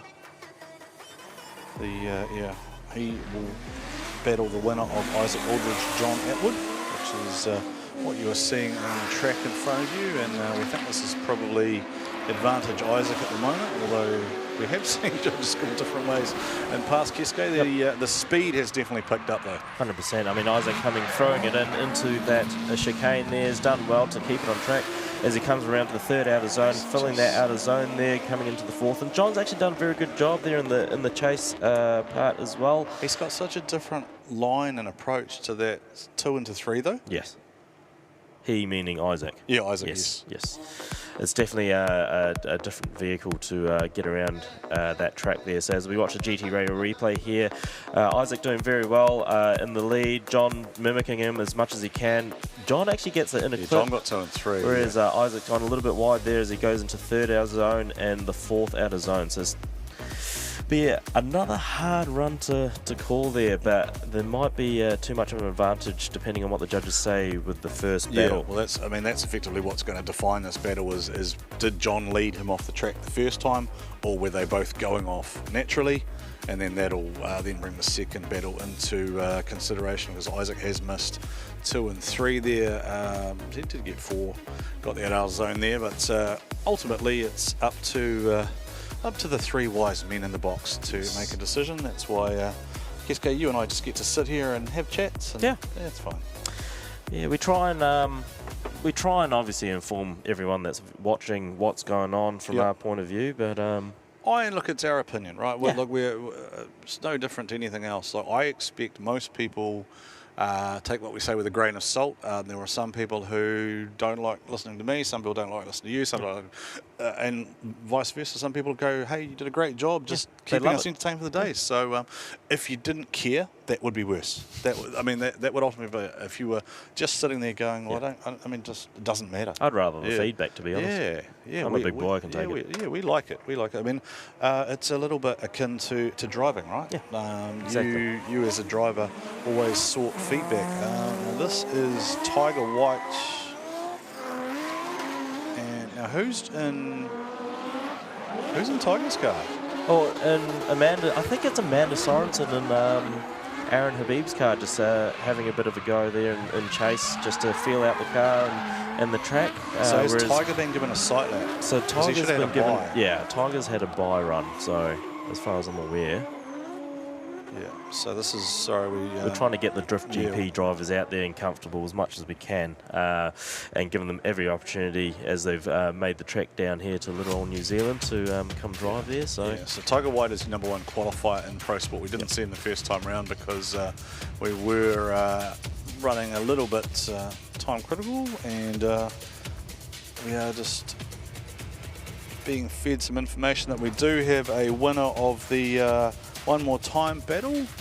Just waiting for the replay to conclude here. Tiger White, Amanda Sorensen, and it is down to Stephen with your winner, who is Isaac Aldridge. Just quickly, mate, you went digging. Yeah, John just washed off a little bit wide after the first switch off the sweeper, and we were following him along and ended up in the grass. But hey, that's all part of it, and on to the next one we go. Keep rolling. Yeah, cheers. Crowd's starting to build here quite nicely. Kiske, people getting their favourite spots here. I do love observing the crowds at drifting, just to see the various team shirts. I can see a couple of the Max shirts up there, the Max Civil Drift team on the grandstand. What happened to your arm, sir? That looks like it might have hurt a little bit. Just motorbike accident? Motorbike, yeah, that'll do it. Fell off an e-scooter, I reckon. Couple of shandies. Got a little bit wild. Tried to throw a little drift. Give us a wave. Yeah, there you are. Who's doing the fist bump? There's the dancing. It's Valentine's Day, by the way. Are there any couples there in the crowd? Where's a couple down there in front of you? Are you two a couple? No? No. Lots of pointing going on. Yeah. Hello, kids up there in the back. What's the shirt up there? The white and the blue. The shirt. The young Max kids up Civil. the back. Is it the Max Civil shirt? Yeah. There's a ANZ shirt. Is that Miles Auckland Motorsport? FC? Miles Motorsport. There's the Miles team. Okay, so yeah, so you were right, Kiske. It is Amanda Sorensen out there just shaking down the Max Civil. You said it was an M4, correct? M4, yes. M4, yes. 2J powered M4. 2.4, so Tiger White, 745 horsepower. Was it RB 25, 30? RB 30, I 30, think. Yes, yeah. Yep. Against, 1,000 horsepower, I assume. Yeah, usually when you ask Aaron how much horsepower he's got, he just says all of them. All. Yeah, and if he didn't have enough, he'd just throw a bigger turbo or some NOS or something at it. I mean, it's got everything Haltech under the sun. Yep. In that car, and yeah, it's an absolute weapon of a car. And Aaron's done a couple of MSCs with us and got sort of better and better. That car is a now. Tiger just sat there and just elected to let. Yeah, Amanda. He's on a buy run, right? So it doesn't matter to him. Yep. He can kind of just, if he wants to, sit back and just let Amanda go. Yeah.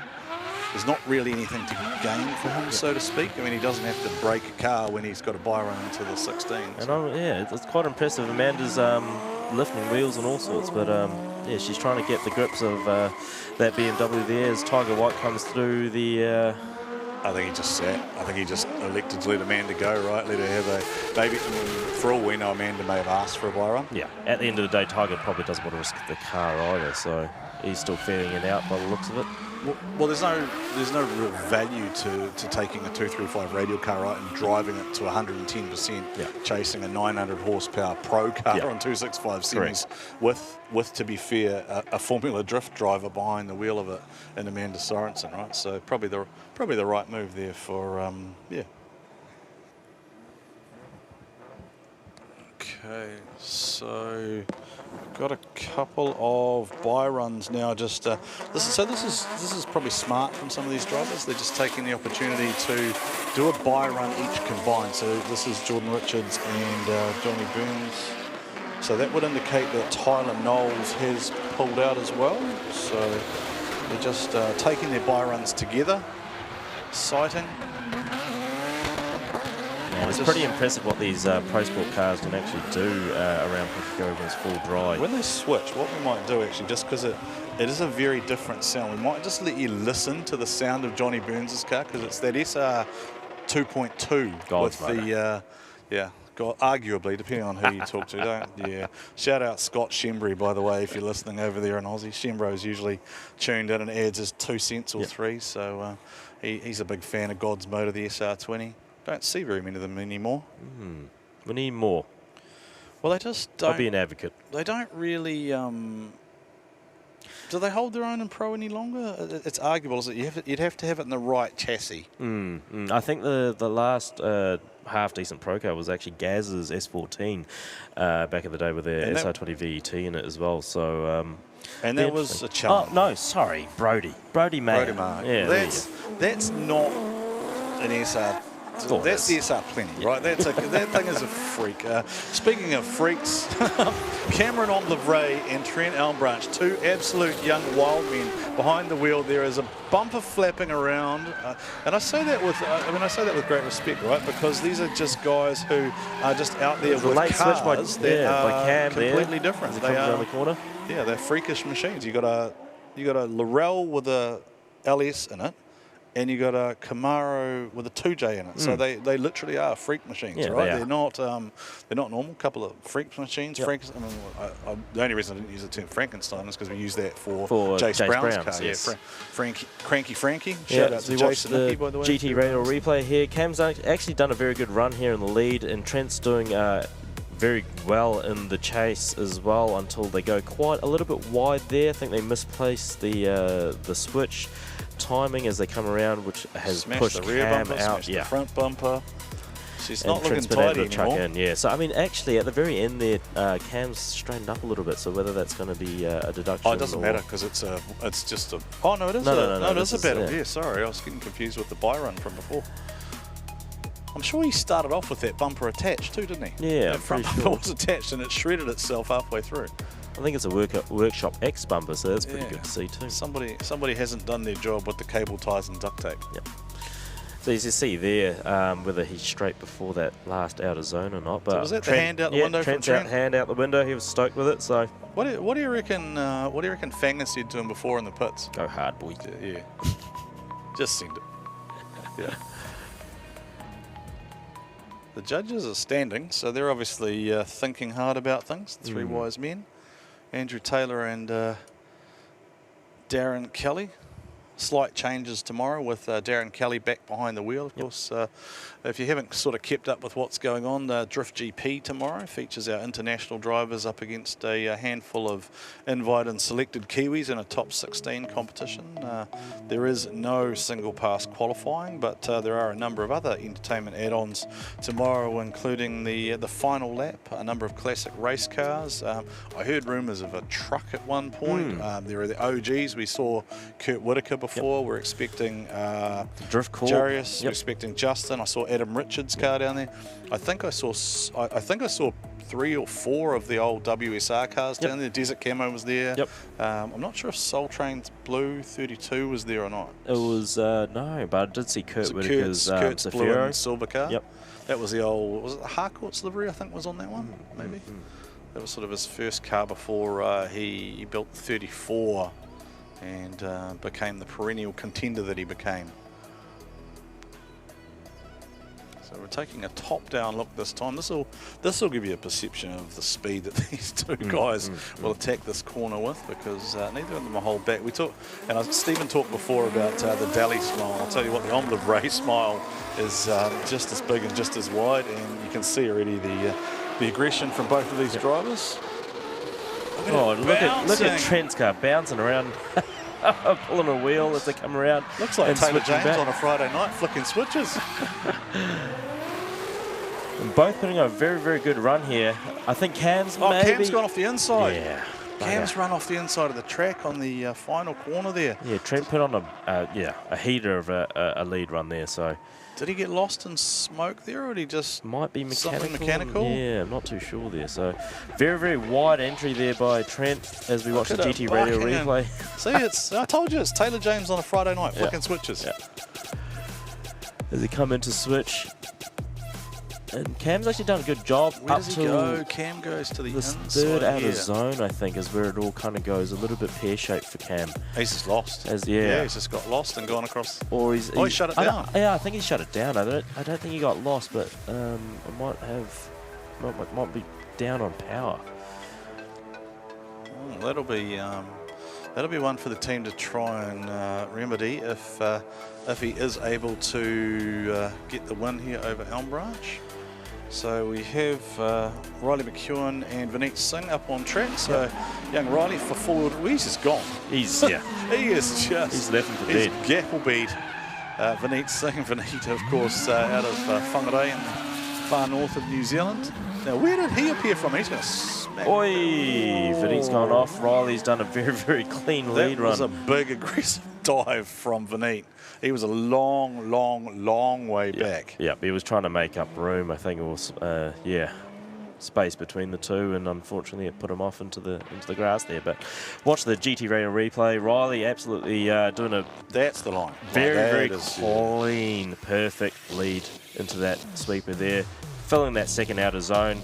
As he switches back into the first inner clip, third inner clip hits that perfectly. Vineet there is just a very late switch which pushes him off into the grass there as Riley goes around, fills third and fourth outer zone and across the finish line. So very big advantage there for Riley McEwen. Well, he's definitely had his Fruit Loops this morning, hasn't he? You can tell. Thanks, Mum, for telling us that. All 6'5" of them. We just. Yep, so a couple of the teams have just flicked messages through just saying if you want to get team merchandise from any of the drivers, then make sure you get over pit side and grab a t-shirt early, because some of the bigger sizes and hoodies are starting to move. So we've just been given a winner as well, and your winner for this run is Trent Elmbranch.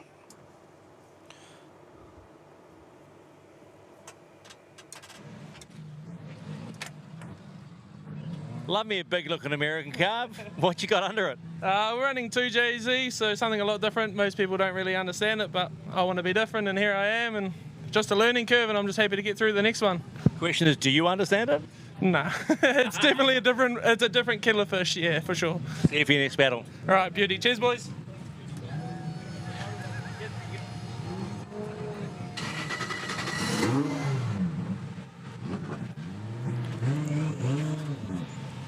He's definitely different, that's for sure.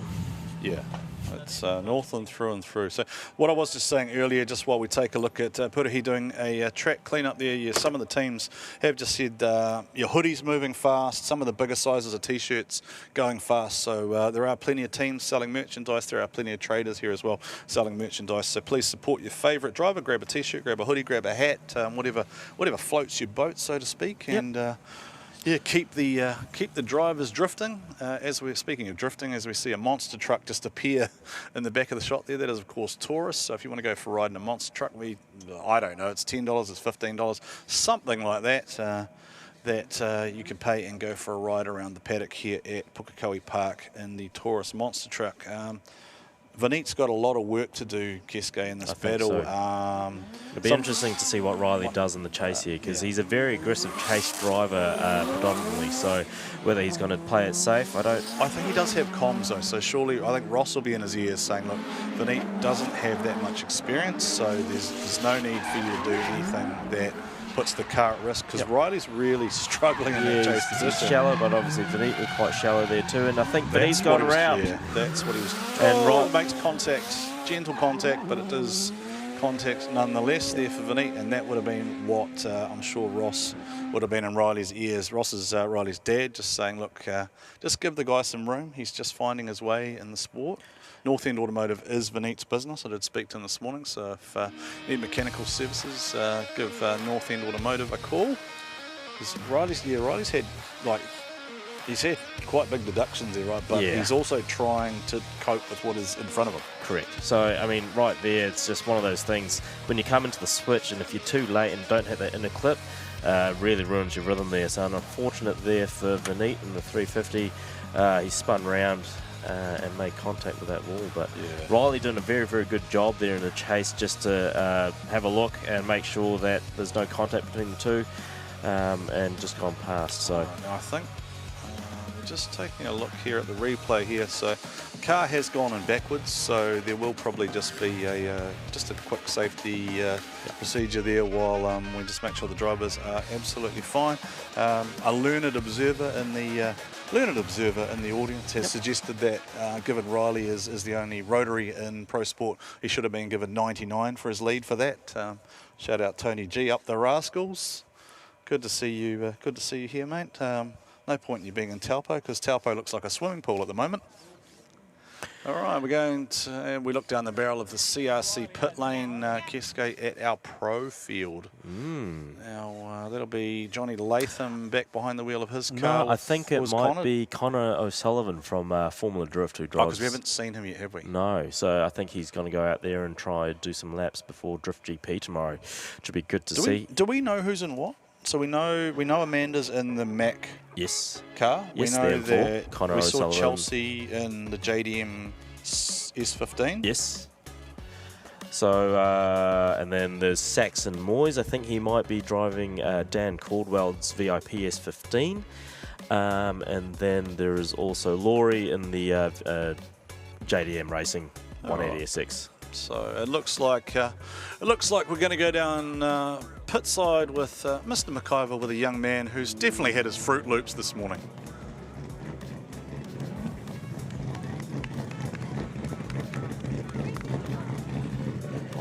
Riley, congrats. You're through to the next round, right? You're top 16. How good does it feel out there, or how dodgy is it?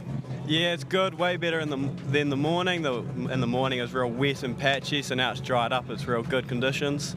Do you feel hooked up with the car? Yep, definitely fast, definitely hooked up and grippy. All right, see you next round. Yep, thank you. So yeah, Riley is 15 years old and all of about 6'5" now. Keske, we're actually lucky he's sitting in the race car because otherwise we'd need a step ladder to try and 100%. interview him.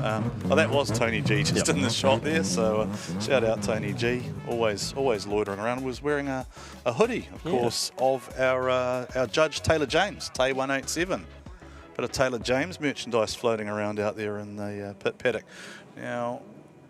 So what we were talking about, Keske, we thought that Chelsea was in the S15. Saxon Moyes we think is in the VIP car. S15, is he in Dan's car or Sam's car? Dan's car, I'm pretty sure. Dan's car. So he's in Dan's car. Who else have we got here? We've got Connor O'Sullivan that we know is in the Johnny Latham TRD V8 car, and Ryan Littoral in the Johnny Burns car, but Johnny Burns obviously is still in competition at the moment, so I imagine the car is Johnny's got pretty clear goals, so he'll be kind of thinking about his campaign. I did see Ryan Littoral in Johnny's car in practice yesterday, and it was probably one of the best initiations into that sweeper that I've seen all weekend. So I'm really looking forward to seeing him in the hot seat tomorrow. I wonder if Ryan's out there while Johnny's out there driving and he wants to come and have a chat with us, or Connor or any of the others, then we are a long way away on the other side of the track. But if you did want to come across and have a chat with us, more than happy to talk to you. Or of course, you can probably just have a chat with Stephen. Now we need to pay some bills, Keske, so we're going to check out some quick commercial messages and then be right back with a little bit of pro practice.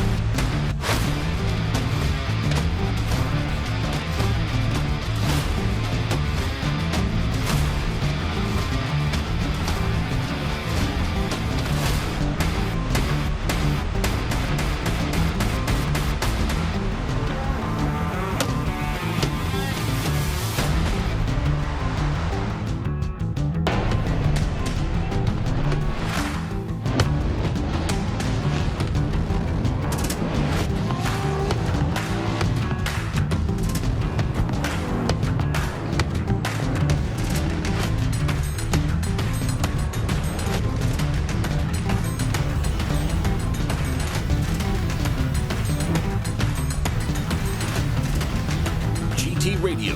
Experience ultra high performance.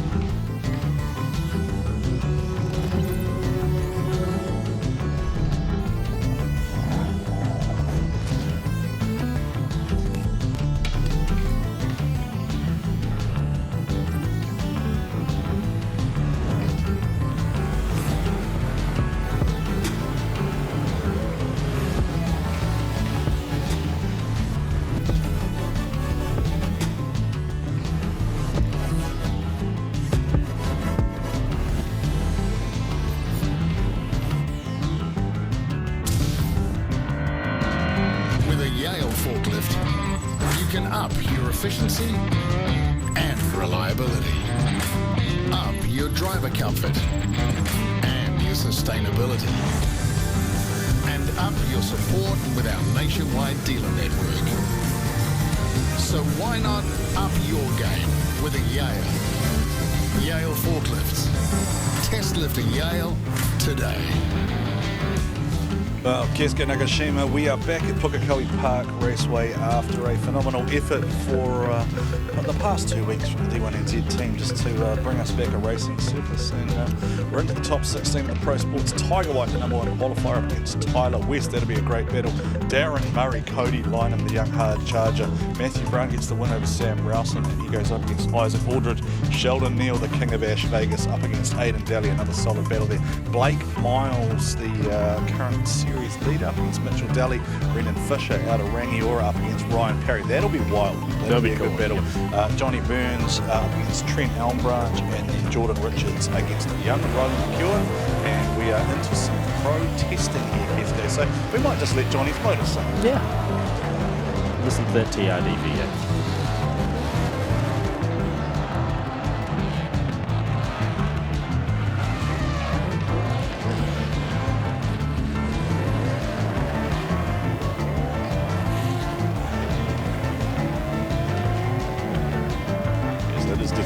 Sully behind the wheels, a slightly lankier gentleman than Johnny. So just testing out there, Connor O'Sully and David Hunter. So they will take one run each here just to lead the chase, just to give Connor O'Sully I'd imagine a view of what the track is like from a chase position, because he just hasn't probably been in the tyre smoke trying to find his way around the track. And there's also no point really in burning a set of tyres on a single lap, right? No point really cool. The two Champ Vision boys. So how many limiters do you need, Pukekohe? All of them. Here we go. Pop, pop. This will sound like an armed robbery taking place somewhere. There it is. Pop, pop, pop, pop, pop. Oh, where are you going, Sean? Where are you going, Mr. Botros? You must have buried a bag of money somewhere on the field or something. I don't know. Is that what he was doing? Going treasure hunting. Treasure hunting. Looking for Darkable Cooper. Yeah. That's what we said John Atwood was doing the last round. So it was as wild as we thought it would be, though, right? The Black BT Max. You can get t-shirts for both of these drivers, by the way, down pit side. So there are the SMP Champ Vision t-shirts and on the Black B t-shirts down there, I believe, in the pits. Mama Shah and the team. By the way, a message from Mama Shah: always make sure you wear sunscreen. Yes. Even when it's cloudy like this, always wear sunscreen. Kurt Blackie and Wolfie and Adam Whitehead. It's pretty good. It's good to see Adam Whitehead back out there with the rebuilt Pure Tech machine, AW Motorsport, out of the Hawke's Bay. He runs on the Linglong tyre, which is he's probably a bit of an outlier in the field running on that tyre. It's a different tyre to what a lot of the others choose to run. Again, you are watching pro testing at the moment, so we are still in the midst of the Pro Sport Top 16, but we're just doing some pro testing at the moment. But this is a Pro Sport battle now. That is Jordan... Where's Jordan Richards' car? No, it's not. No, that's Michael Thorley's car without a bumper on, I'm pretty sure. Ah. So he must have lost the front bumper at some point, or might be having cooling issues. We'll see.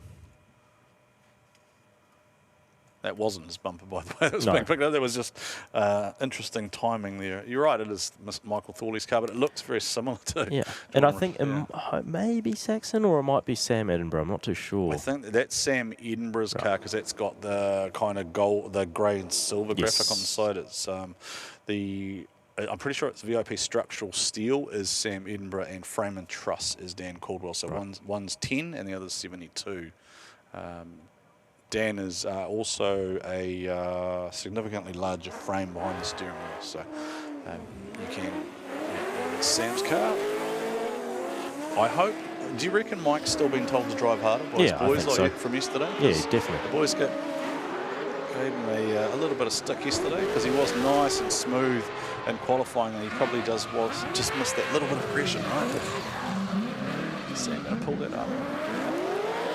He's done well to, pretty well to save it, didn't he? I mean, it would have been a deduction under normal competition circumstances, but he did pretty well to recover. And like now was the time to find those limits, right, before we get to 100%. the battles this afternoon. Now, Keske will be here with me, of course, for Pro this afternoon as well. Our normal co-commentator, Ben Jenkins, focused solely on trying to win this weekend. And he better. He better. Yeah, I mean, if you're going to give up on your job, then you better do well, mate. No pressure at all. David Hunter and Justin Patterson.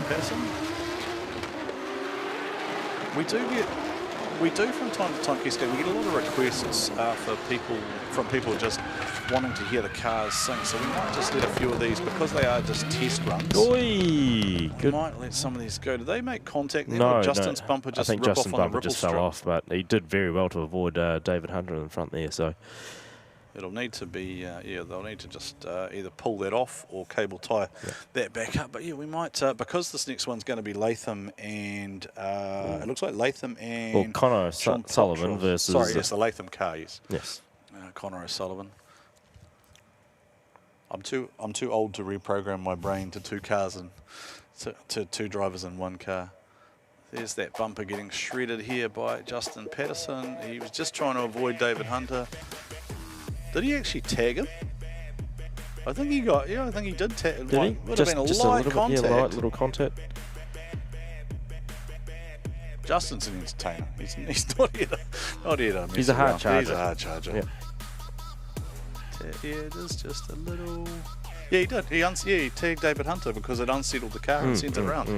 Oh, well, nothing. Rubbing's racing. A little bit of contact between friends. I mean, let's crash into each other in practice. That's a great idea. It's not a bad idea.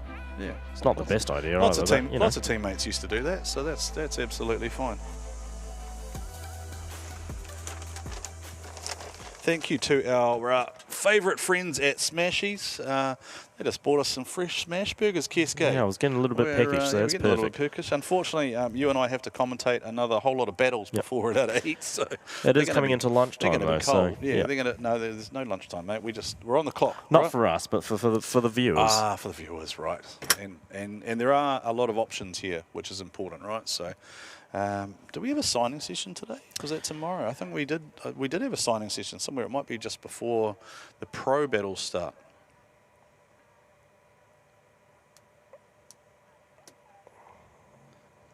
So just looking at the top-down shot there of the reinstated bridge, the Monster Energy Bridge. Launch Monster Willie. He quite likes that name, by the way. He does. He's adopted that. There is Launch Monster Willie. Hello, Willie. Can you hear us, Willie? Give us a wave, Willie. Can you hear us? No, he can't hear us. He's got the eyes on the job, mate. He's focused. And the ears. Yeah. The legendary Launch Monster Willie. There he is. There's Willie. If somebody could get Willie, I was trying to get him to break earlier to get him to do the robot dance. I was really keen to get him to do that, but he reckons it might be a bit strenuous. He's very focused today.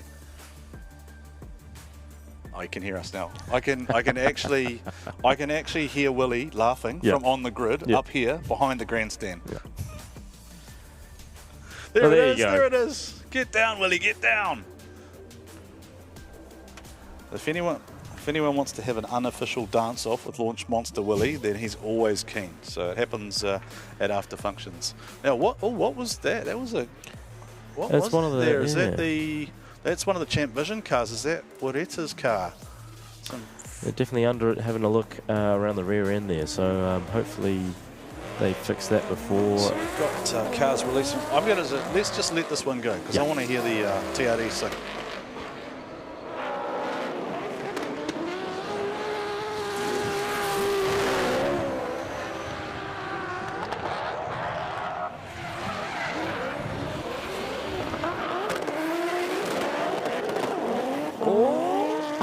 Sully just whacked Potros on the track in the practice. I reckon for anyone that watched that, right, they were just going holy Now, from the entry straight through to that final corner there. Let's just think about that for the moment.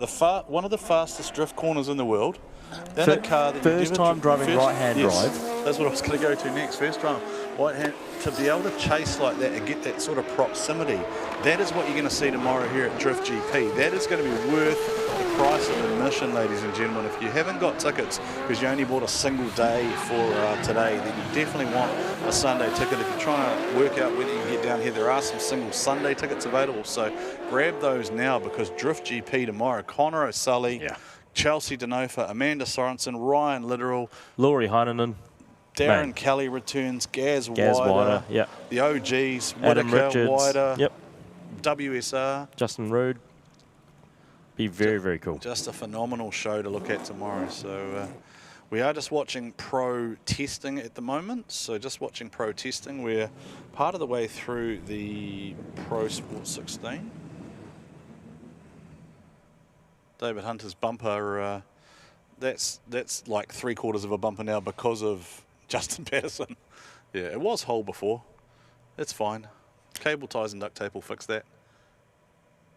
Yeah, David Hunter's pretty used to losing front and rear bumpers often. He is, so. yeah, he is a man who throws the car around. Yeah, hence why he's got plastic bumpers on there instead of fiberglass. Holds together. Makes sense. Makes sense. And it's nice to see David back too, right? He's been intermittent campaigns for. That's a big throw. Oh, that's a big throw by David there. Good angle, good smoke, good speed. Yeah, these pro cars are a handful. I appreciate the colour-matched wheels and tints in the rear windows. I think he got that from me, to be honest. Did he? Yeah. You reckon? Did you start that trend? Did you? I reckon. You reckon? I'll take it. All right. Yeah. Fair enough. Well, you got the microphone. You can say whatever you want. Exactly. Yeah.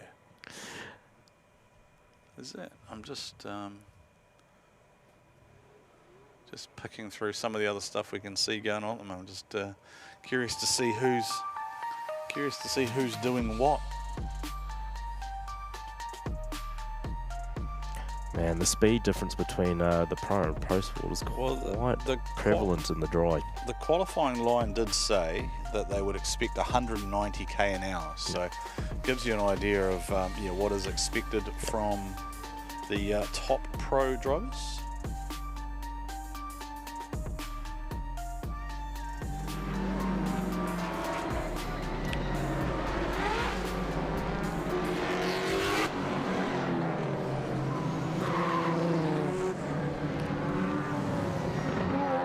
Got the rest of the pro field coming on track to get a couple of practice laps in before we kick off the top 16 for pro sport today. It's pretty impressive watching these cars go around this track. Yeah, we're just getting some updates in from the pit. So we were talking before about Cam Livray in the Williamson earth-moving machine. Yeah, that bumper was cable tied back together, so nice. They were holding on for dear life, but it did let go through that battle with Trent Elmbranch.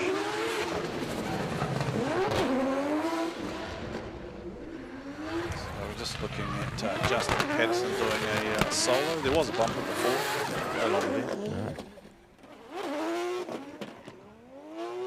Willie's having to sort out a few cones that have been knocked over in the now. Who? I just want to check who.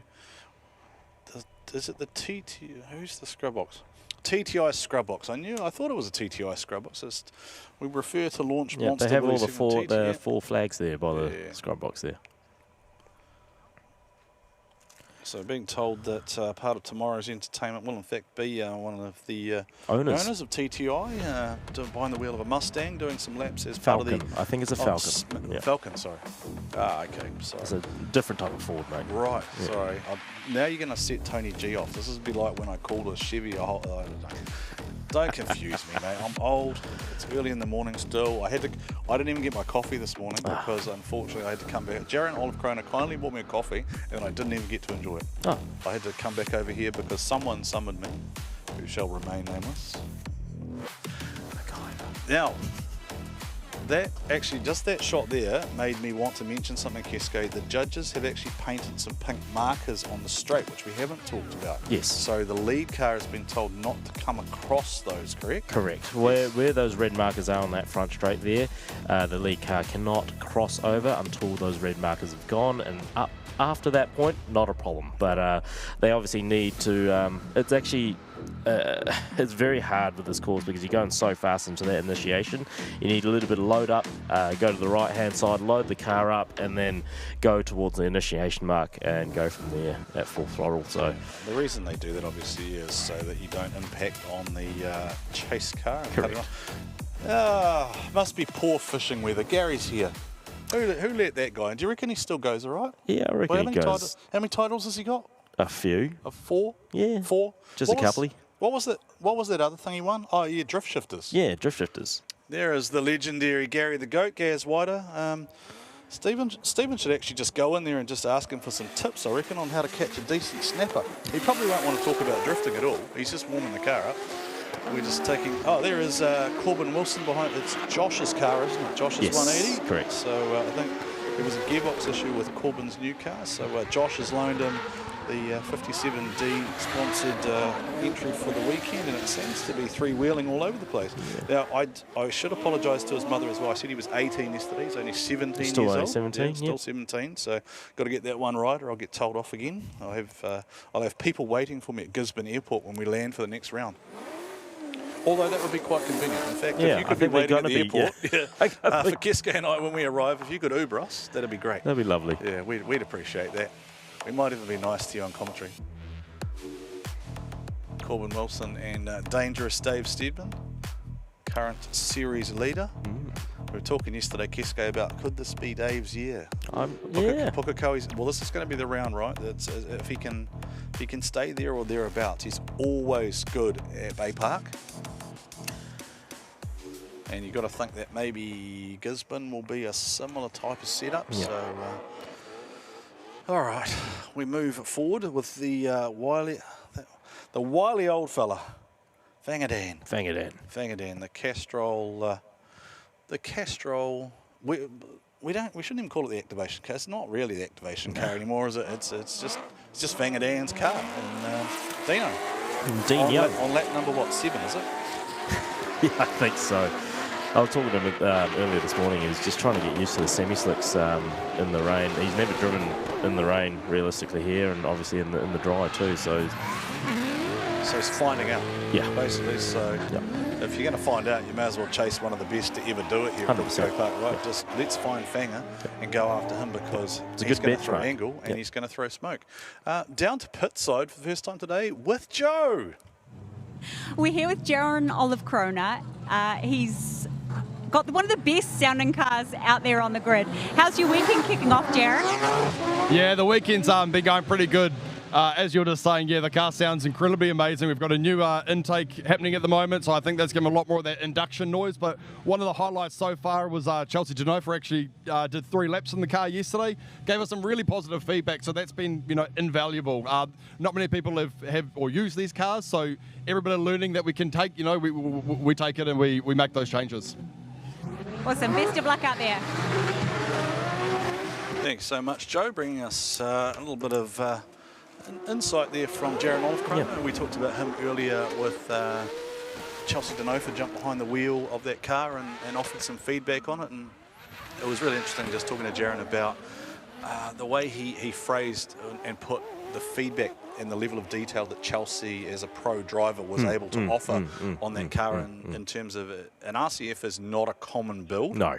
It's quite a complex type program to put together, and it was kind of like, well, that was sort of the direction we thought we'd head in, and that just cemented some of the views, and other parts of it were quite different. So, yeah, I think the only other ones that are in the drifting world are in Formula Drift Japan, where Ken Gushi drives the Motis RCF in Japan. So yeah, we did see that one at World Time Attack, didn't we? Yes. Scotty D out on track. Scotty D was leading, actually qualifying yesterday for quite a long period of time. So Scotty D Earthworks on the side of the car. That's Hans and the team up there at Ruakaka. Great to see them sponsoring Scotty, who is their workshop foreman, I'm pretty sure. And Braden Mayer back after a long night in the Mayer Metalworks workshop, straightening up that car, because that thing looked like it had been in a demo derby yesterday.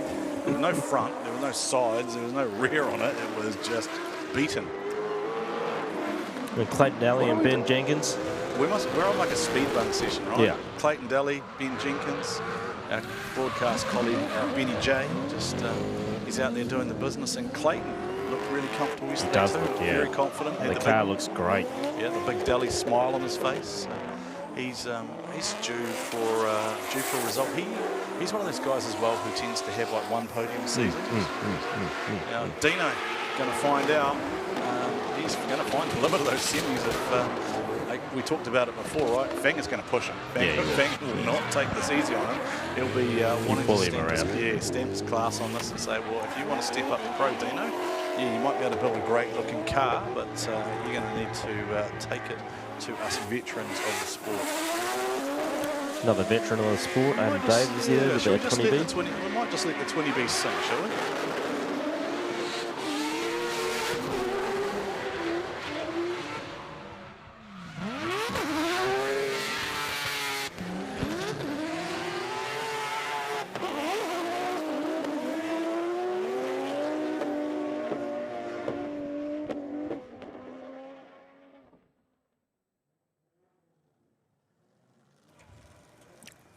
Alrighty, so we go from Screaming Rotary down to, it looks like Joe has just about tracked down the man they call Gary the Goat, 4-time champion, Gaz Wider. Gaz Wider. Must be a rough swell out there maybe, mate. No, Gary doesn't talk to us? No. No, he's not interested. No, he just wants to drive. Drove off. Fair enough. No. Doesn't want to. That'll be his first laps. That'll be waiting to talk to us. Yeah, He hasn't driven. So. He hasn't driven today. Yeah, he wants to be in the zone, I think. He just doesn't want to be distracted. Well, he hasn't been at Pukekohe for, I would say, 4 to 5 years. Yep. So he drives once a year at Mad Mike's Summer Bash. That's the only event he does. He usually does pretty well there. I mean, I think he's podiumed the last couple. He's lost twice. And one of the guys who beat him was Darren Kelly, and the other one was Case Pullenbury. Yeah. So, and Fangadan. Oh, yeah, sorry, yeah, it was 3 year Case Pullenbury. So, Brody Mayer. What do you reckon Brody's mindset is this morning? I reckon he would have woken up a bit grumpy. Well, actually, I talked to him last evening, and he wasn't actually that bothered because he'd never driven that car in the rain before. Right. So, obviously, now that it's dry, I think he's perked up a little bit, and he'll be keen to throw down as fast as he can go. So just kind of no expectations, really. Correct. Just, yeah, come and send it. Someone who will have expectations, Braden Mayer, right? He won his first D1NZ Pro round down at Where did Scotty go? Yeah.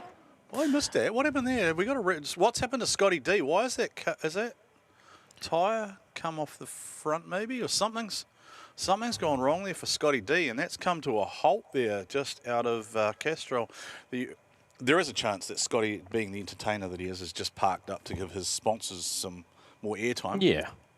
Yeah, 100%. What did he say yesterday? That he was going to go 100k. You reckon? It's dragging. There's something stuck under the car. Yeah, I think it's a side step. Is it the side skirt? He's dragging. He probably wants someone to pick that up just so that he doesn't destroy it. I'm pretty sure there is a there's a side skirt. I'm pretty sure just being dragged along, isn't there, Kisko, underneath the car? What happened? Did he come off 3 or something? Man, they go fast around that corner. I don't think you'll ever appreciate too until you've stood down there how fast they're actually going. Like you almost want to go down there at eye level and just watch. Now we were talking about Braden, and Scotty just disappeared in the tyre smoke. He just comes out of the in. So he's gone right off, and he's collected the front there. That's it has pulled something down, isn't it? Does it have a side exit exhaust? Does the exhaust come out that side? So looking down there at the TTI scrub box, which just is in behind the Monster Energy start zone, launch Monster Willys Kingdom. Let's see if we can... Did the drones fly that far? Was the drone all the way over there? I don't know. probably uses all the battery, right? Yeah, they go pretty That is one of the fast. interesting things about drones is you forget about how fast they drain a battery when you fly them full speed somewhere. Like they go 150k an hour, but only for a very short burst. Especially around Pukekohe, you have to do it so many times. It's hard to keep up sometimes. Oh, Scott, why is Scotty going backwards? Is something? Oh.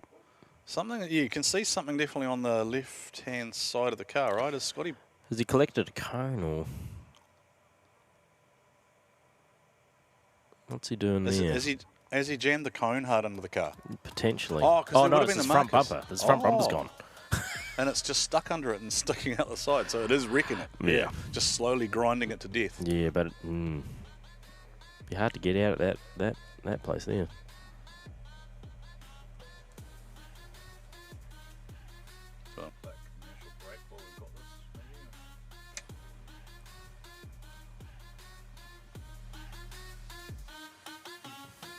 Well, that's an interesting way to bring things to a halt there, Scotty. And a great way to place your sponsors on screen. Yes. Thank you, Earthworks, for backing Scotty D. Speaking of paying bills, we need to do that too, so some quick commercial messages.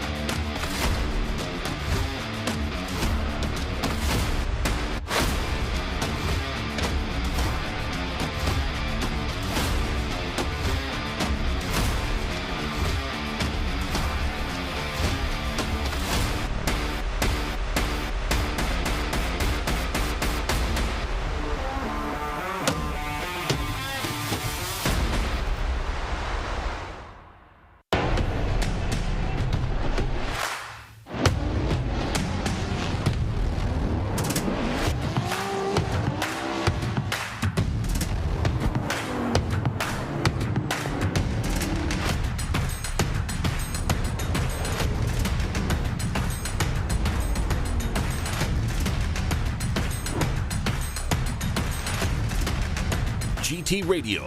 Experience ultra high performance.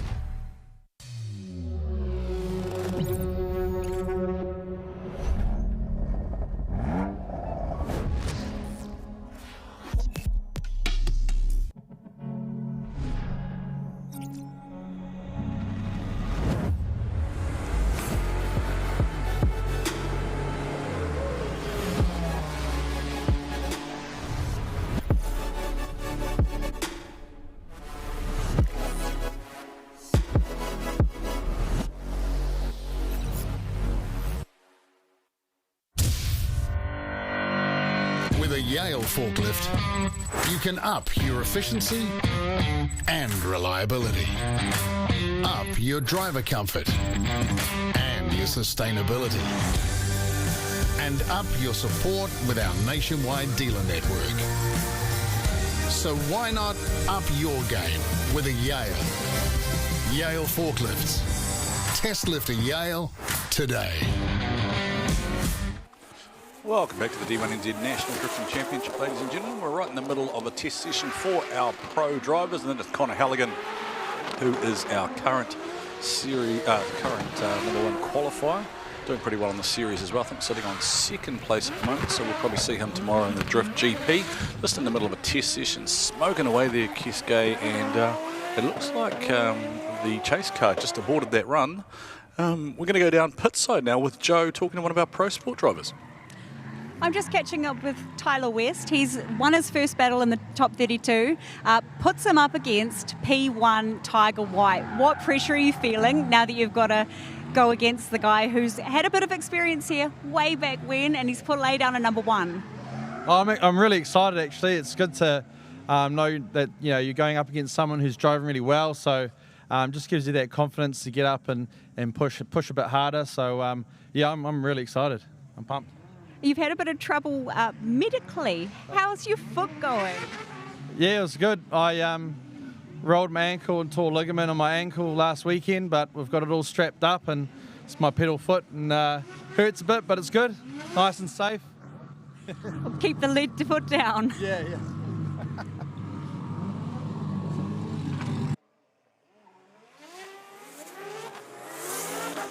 Alrighty, thank you so much, Joe, bringing us some information there from pit side, which all that tells me is that Tyler West is now old. Yeah, he hurt his ankle, probably gardening or something, and he's had to strap it up. As we take a look at Laurie Heinonen and Amanda Sorensen. Oi! Oh, Amanda, where are you going?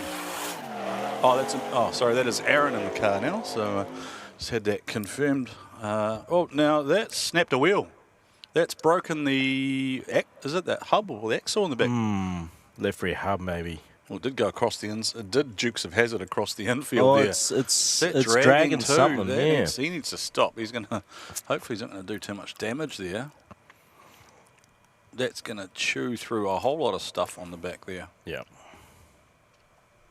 That was brutal. That was pretty, harsh. Well, I guess if you're going to chase someone, chase Laurie. Yeah. Find a level and work backwards. Probably don't try and jump across the infield though like that. No. So I see what's happened there. I think he's coming a little bit too tight there, and he's that was closed. broken before. Oh, was it? Yeah, it was broken before it went off. That's what straightened him back up. Oh. If you take a look at that replay again, I'm sure if you look at this replay, it's broken before he reaches the grass. So maybe you went over that ripple strip with the rear as well. So it breaks. It's all right there. And then it's broken already. No, I don't think it has. Like what's happened is he's actually closed in on Laurie too much. He gets on the front brakes just to slow himself down. And what that's done has pushed him off. The front's caught, pushed him off. Hits a pretty decent bump there, I think. I missed Jeremy Slammett before so he must have been chasing in the run before that where the car just disappeared and then he's just rolled round and he's come to a halt as well. You said that car is now running his motor from his motor and Supra. gearbox. Yeah. Yes. So thank you, Rose, for your towing services. Flatbeds dispatched. I wonder if now, while we do have a little bit of a recovery going on, we do have a guest in the box here with us in Mark Mallard, who will be joining us tomorrow. So if you don't mind, Kesko, I'll just get Mark to jump in there and just maybe give us a... Hello, Mr. Mallard, how are you? Great to be here. Absolutely fantastic to be back at Pukekohe. I never thought I'd have this chance. Well, you do look very excited, mate. You've got a big grin on the face. You bought toys with you, and you're going to be doing something pretty special tomorrow. Yeah, well, today I get to do some laps. I got the special time spending time with you tomorrow. Right. Today I get to go and actually have my fun. It's special, yes. Yeah. Specials, right? Yeah. No, my family's got a lot of history at this track, and it really honours my grandfather. He was part of the organising committee.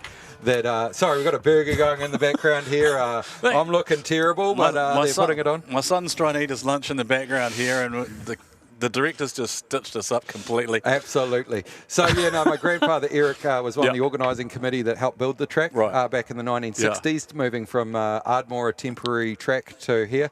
Hosted so many cool races. We're going to see Andrew Anderson out in his dad's car that debuted 34 years ago here at the track. His dad actually started racing in the B&Hs back in the 60s. So three generations raced that same car, had a lot of fun. And it's just a real honour to get back here and do this track. Turn 1 is exciting for drifters. Yeah. For circuit races as well. It's my favourite corner in the entire world. I've got to run at Bathurst. I've got to run at a few tracks around the place. Yeah. And there's nothing like tightening your belts as you come down that main straight into turn 1. Yeah. And most of our cars, we're flat, slight lift. Today in the demo, I'll be braking in their V8 just to make it nice and safe and look after it. But because it's a tribute car, it's my cousin's old NZ V8 car, so I've put my own livery on it, but it looks like his car back in the day. Yeah, the name probably will mean a lot of bit to the import faithful in the crowd. When I say the name Edgell, right, it is the Edgell car? Yeah, the Edgells. Edgell's done a lot with the import guys and with drift engines and things like that. They've built a lot of engines over the years. And Tim's my cousin and Randall's my uncle, and so when this car came available, I didn't think I was going to buy an NZ V8, but I had to do it because years ago, I used to help with the sponsorship, and I actually came to Pukekohe about 2009 and got to do my first ever hot lap around the place. Right. And I thought, this is the pinnacle. I'll never get to do this again. And luckily for me, Creme Insurance has gone okay, and I bought the car. A bit of honour for the family. Tim comes and works on it with me at most race meetings, and I got my brother out helping me run it this weekend. Right. Who would have thought people need insurance at the moment, and reasonable insurance provided by people who love and understand motor vehicles, right? That is what you actually do. Yeah, well, that's why we've sponsored the Creme Insurance Icon Zone, because we do work with a lot of drift guys with their cars. We like to give them packages that are sensible. Right. And cover them for what they actually want to do.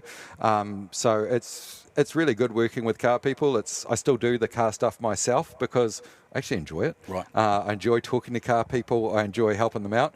And the stories of why people have bought particular cars is really interesting. Most of them are bedroom wall cars, I like to call it. Yep. So they've dreamed of that car for their whole life, and I get to hear the stories of how they've achieved to get it. I was going to say that because I know you're the guy who insures the literal bucket list cars for certain groups, right? When you're spending big money on the car you have dreamed about your entire life, you're the guy that people call to arrange that type of insurance. Yeah, like our biggest collection's $30 million. $30 million.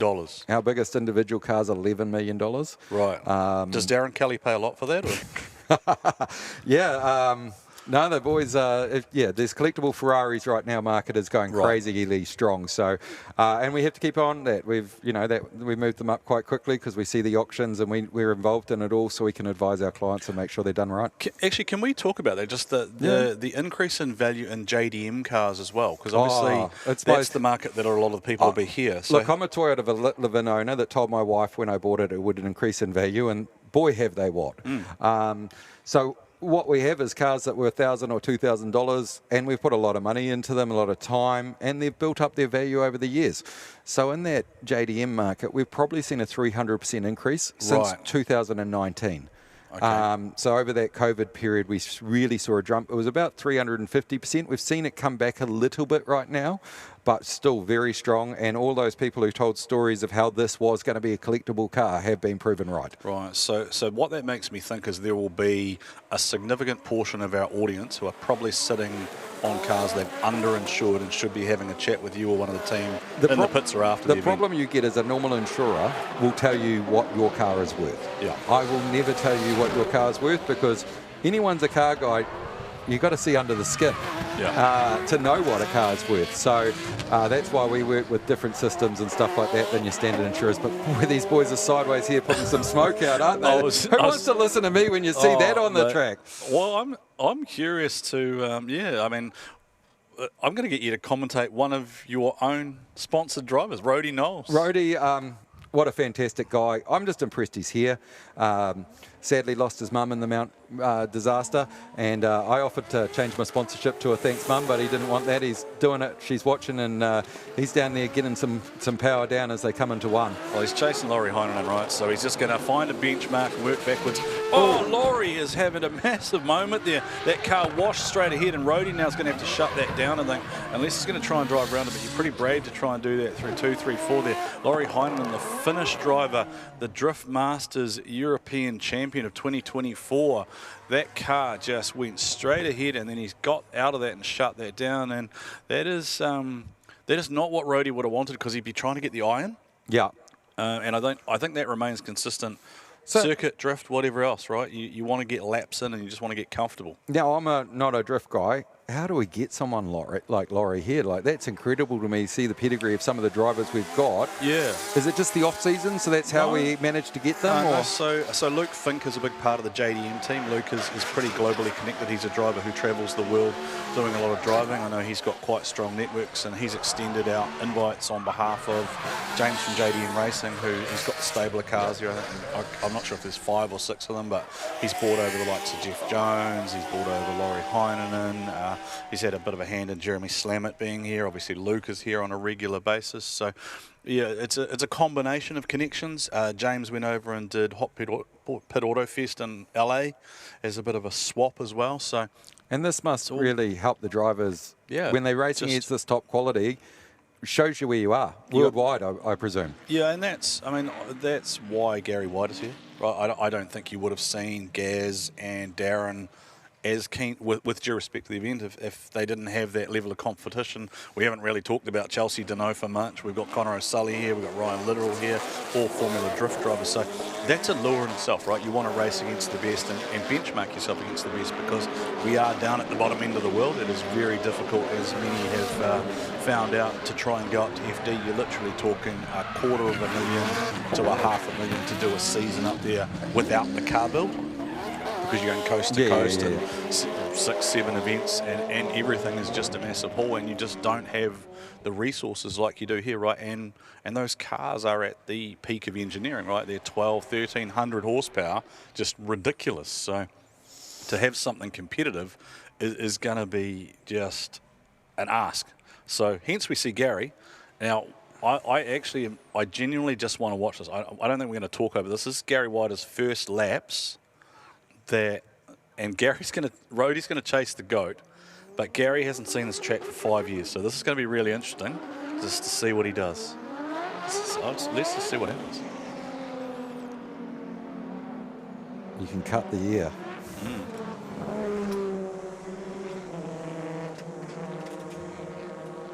Just clearing the track, that's why. Track recovery there. I do love it when track recovery stitches us up like that. Yeah, do this. Build the tension, do the awkward New Zealand idle pause, followed by, I will just let 6 cars out and just make you guys look like you're just sitting there talking about nothing. Well, they're probably quite accurate there, at least on my side of it. Warren, I know that you know exactly what we're talking about here. Strangely enough, Mark, I know absolutely nothing. I have been doing this for a long time, and I continue to know nothing about the sport. That's why Kesko's here, and that's why Ben's here. So this Pro Sport guys are going out there preparing for their battles. Correct. Same sort of cars, just drivers the difference, and slightly different tyre from what I see? Yeah, 235 wide radial tyre, so slightly more accessible. We talked a little bit about the fact that it sort of used to be a grassroots type series, but now it's more of a choice. The drivers, basically, they maybe don't have the budget to do the 265 semi, so you're sort of talking, I guess you can do an $80 to $120 tyre versus $160 plus each time, right? That's maybe the difference. That adds up. It adds up, and then you've got suspension and gearbox and the level of horsepower you can run through it afterwards. Walking through the pits, the quality of the car is insane. The engine builds and stuff like that. I could not tell the difference between the Pro Sport and the top guys. I had to look at the signage on the front of the car because the quality of the build, and I agree it was, but let's shut up right now. Here's Gaz.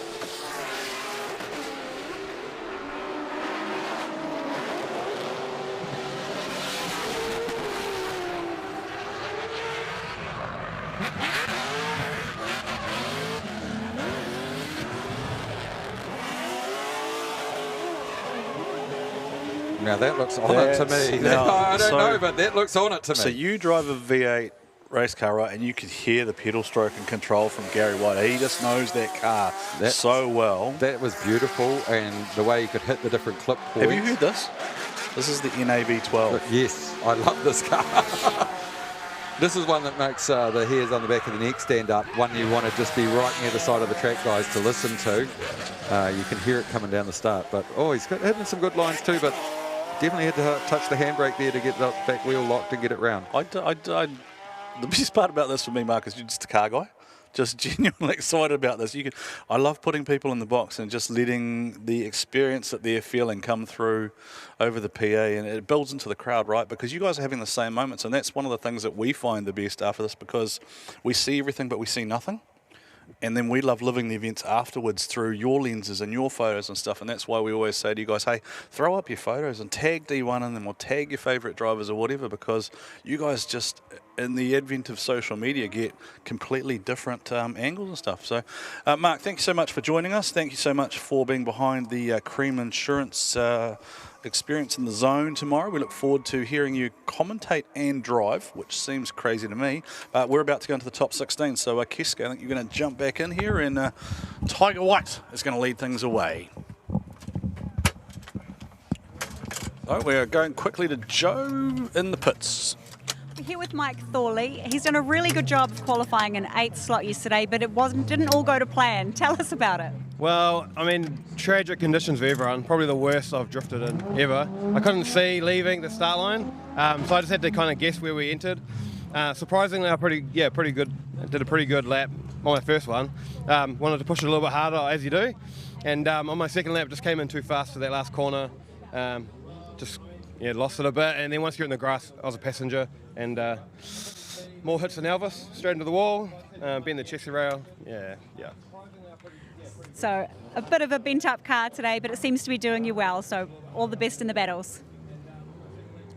Thanks, Joe. Yeah, unfortunate for Mike. Obviously bending a bit of a chassis rail there, but hopefully he'll be back out and going good again in pro. While we have Tiger White versus Tyler West in the first battle of the top 16. As Tiger White's gone in for the lead run here, as Tyler's very, very on him. He's sticking to his back bumper there as they initiate. Very good initiation from both of them. Tiger White, just a bit of a adjustment, a bit of a bobble as they come into the second outer zone. Hit that a little bit wide there for the both cars going into the inner clips there. Phil's third outer zone as they come into the fourth outer zone, and very good run there by both drivers. Tyler West did a very good job in the chase there, mimicking what Tiger White was doing in the lead. I enjoy watching Tyler West drive when he's slightly grumpy, when he drives with that little bit more aggression. Like sometimes it almost feels like he's just coasting and going through the motions, but he knows this is the #1 qualifier.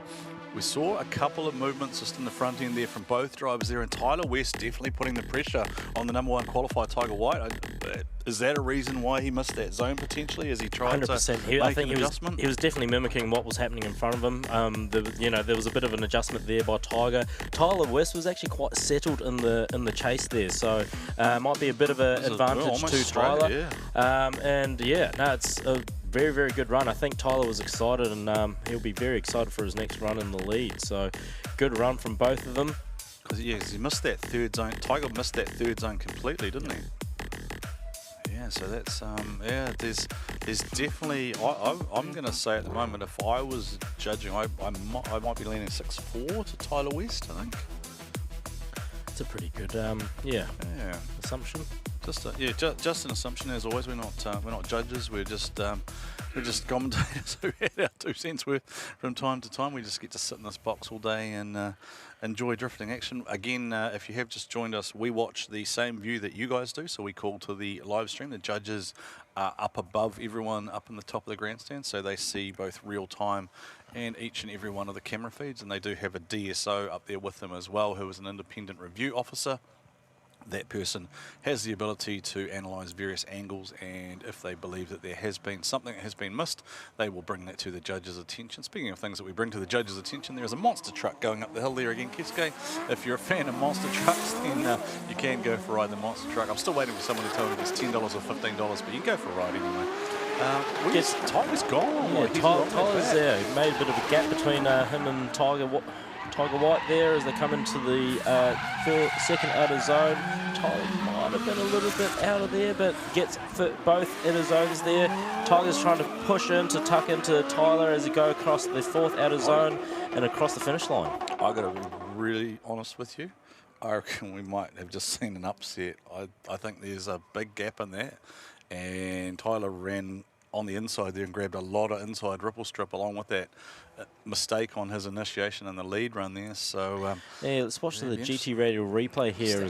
Tyler, lot of speed coming into the initiation. A little bit of an adjustment there, but Tiger's a little bit too far as they come into the second outer zone. Tyler's missed that a little bit, but he's got the inner clips, whereas Tiger's actually pushed into the ripples here to find a little bit of a space to get back on Tyler's door as they come around into the fourth outer zone and complete the lap. So good laps by both of them. Very, very good, high quality laps from Pro Sport.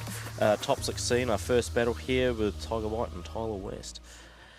And next up, you do always see that step up, right? As soon as we get into the top 16. Speaking of step up, Cody Lynham and Darren Murray. Darren Murray, Jameson Civil sponsored entry. Cody Lynham, Chandler Panel and Paint. Darren Murray settles in nicely to that outside line, opened the door up for the young fella, but this 14-year-old young hard charger. Did he clip him? No, I think he clipped the cone. He switched a little bit too late, but he's done well to recoup and go through the third outer zone to the fourth outer zone. Cody's still there with him, so good laps from both of them. Again, another great battle in the top 16. Yeah, kudos for not lifting, right? Darren Murray just stayed in it, so I just wasn't sure how close they were on that transition there, but so it was a very aggressive, aggressive switch from Darren Murray in the initiation there, and Cody's done well to keep up with him as they come around. Good angle, good line, bit of a transition there. He's gone late into that second out of zone as they come in. Misses that inner clip. First inner clip, hits it third inner clip, goes into third out of zone as they come into the fourth. So little bit of error from Darren Murray there in the lead. Should make it interesting as we have a result between Tiger White and Tyler West. Tyler West. Just bumped out the top qualifier. Feel good? Oh yeah, I'm surprised. I thought my lead run was a little bit shaky there, so yeah, but massive props to Tiger White. He put a wicked lead run down for me and enabled me to get up where I am, so yeah, it's great. Awesome. Keep going. Thank you. Cheers. Far too happy for my liking. Get angry, Tyler. Get angry. It's good to see, man. And again, without a good lead, it's very hard to have a good chase. So Tiger White putting on a very, very good lead, but not enough. And Tyler West in the Fleet Tyres Ibit Pukekohe S14 going through the top 8. Yeah, we've got a mechanical, it looks like. Adam Whitehead has just come out for a solo lap. So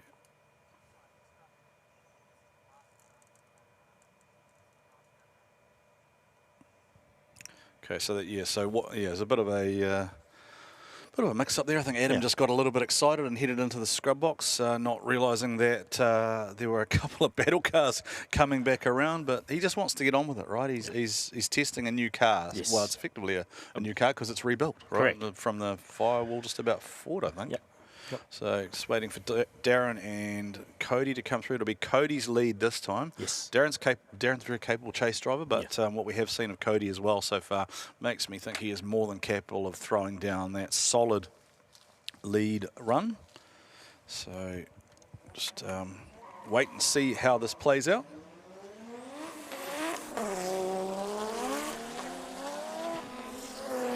Darren not giving him much room as Cody comes into the initiation. Good initiation there by Cody. A lot of speed from the both of them as Darren comes in and tries to tuck up inside. Cody doing a very good line there. Oh, a little bit of a habit. Oh, I think he's been tucked. Inside him. I think he might have got a little bit greedy there, not letting Cody switch back as they come around and through the corner. So it'll be interesting to watch the replay there, Warren, to see actually what happened. But I do think maybe Darren was a little bit greedy there in the chase, not allowing Cody to switch back. Yeah, I agree with you there. I think Darren was sitting, probably ended up further back than he thought he was going to be. Had to shortcut through the inside, which is what the judges have said is okay, right? Try and create that proximity, create that exciting battle, but he's just carrying so much speed. He ends up on the inside here and doesn't get out of it enough to now, because Cody should have been able to transition back out to that outside zone. Correct. Just hasn't given Cody any room there, so we might be in for an interesting little mix-up here with Darren Murray qualified higher than Cody, but based on that one, could be young Cody. Could be a potential upset like we saw in the first battle against Tiger White and Tyler West. So, who's the youngest to ever podium in D1NZ? There's a question for our train spotters in the audience. Who is the youngest person to ever podium in D1NZ? I think it might be Nico Reed, maybe, or Corbin. Oh, that'd be Riley. It's Riley. But so when did Riley podium the first time? Was he 14 or was he 15? How old is he now? So he's 15 now. Cody's 14 at the moment? Yep. Yeah, okay. So maybe if Ross or Michelle will be able to tell us. Was Riley 14 or was he 15 the first time he podiumed? Be curious to know that. I know Jeremy Slammett was 14 when he won MSC, but in terms of D1NZ, it'd be interesting to know who was the youngest to ever podium.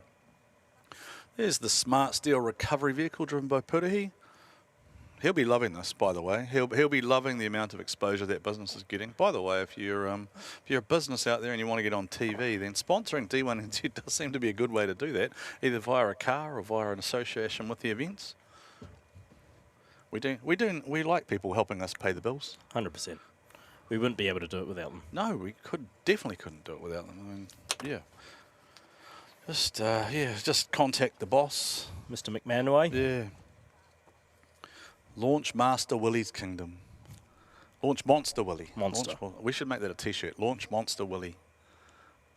Sheldon Neal, King of Ash Vegas. Aidan Daly. All right, we've got the next battle coming in. Sheldon Neal versus Aidan Daly. Sheldon obviously going in for the lead there. A little bit of a gap between Aidan and Sheldon there. Sheldon doing a good job coming around that sweep. A big, very wide line as he comes into the switch. Aidan's done all right. Coming back in, trying to tuck into Sheldon there as they fill, or not so fill, the third outer zone as they go into the fourth there and go across the line. So a little bit of a good lead run, other than that third outer zone. Aidan trying to do his best to keep up with Sheldon there. And real case of two different lines, yes. Two different approaches. Like Sheldon sort of sat where he was supposed to be, but then Aidan kind of went to the inside and kind of went, just ended up in different positions, right? They're almost swapping where they are. So he's gone to the inside, Sheldon goes to the outside. So it's, there is a large emphasis on the chase car trying to mimic the lead car here, so whether that may be an advantage to Sheldon, as Aidan was, I think, a little bit off in terms of rhythm. All right, we've got a result here, Keske. How's it going to go? Where's it going to play out? Cody Lynham goes through to the top 8. Open that door so I can get in there, pal. You're pretty pumped about that one. Oh, definitely, yeah. Why? Oh, Too hard. I was just scared because he qualified higher than me. I just knew it was going to be I had to push properly to try and do it. Mate, you were driving solid. Get ready for the top 8. Thank you. Let's quickly talk to Darren Murray.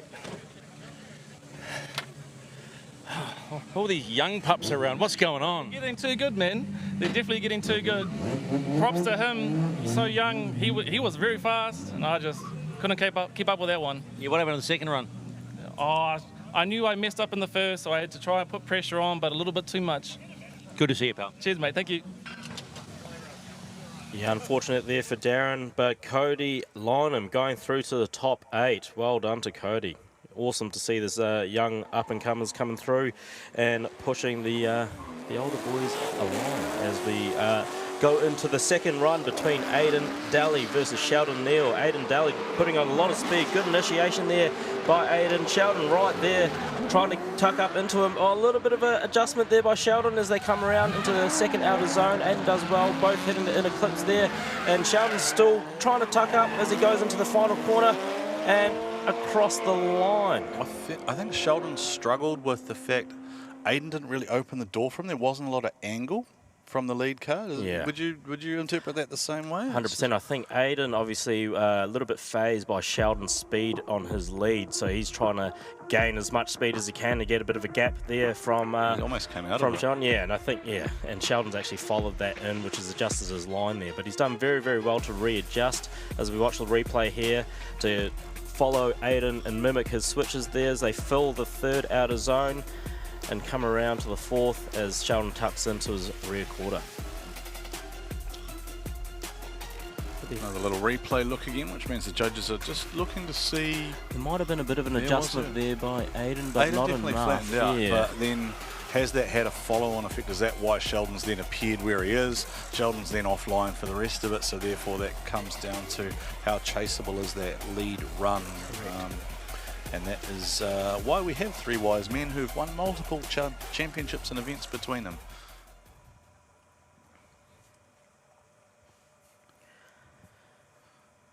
Isaac Aldridge and Matt Brown is a interesting battle this morning that saw Matt Brown go through. Keske, I genuinely thought we might have seen Sam Rowson actually get the call for that one, but look, apparently Sam forfeited, and that's why the decision went the way that it did. So I think Sam was being a very good sport there. Gentleman, Matt, Just Matt knew he wasn't going to be able to drive again. So good initiation. Oh, Matt Brown's gone a little bit wide there. See what he does coming around there. A little bit of an adjustment there. Isaac's done a very good job as he comes into the outer zone. In his inner clip, misses that first inner clip, gets that second one, hits the third as he comes around to the fourth outer zone. And Matt Brown giving a bit of a gap to Isaac, unfortunately making a little bit of a mistake on that first initiation. I still really want to know why Matt Brown's car is so low in the rear. Like, I'd love to, if Matt's team's listening to us, I'd love to know, why that car runs so low in the rear. So So we are, I think we're going down pit side shortly for a result. So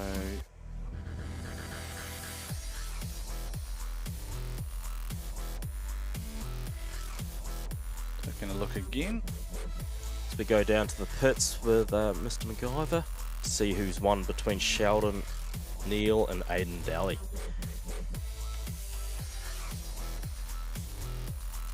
Mr. Daly. Go take it home. Well done, champ. The Daly smile continues. What was the run like? It looked pretty close.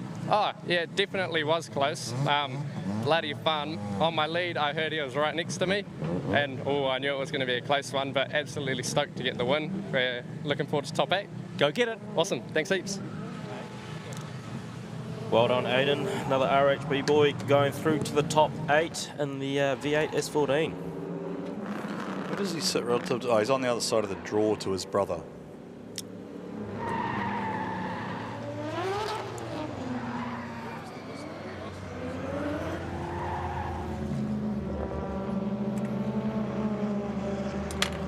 As we wait up in line, just a couple cars on track until we allow Isaac Aldridge and Matthew Brown run their second run.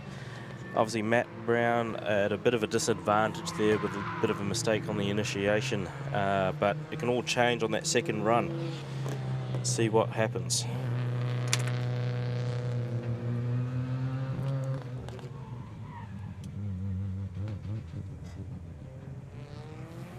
Mr. McEwen, 15 years old.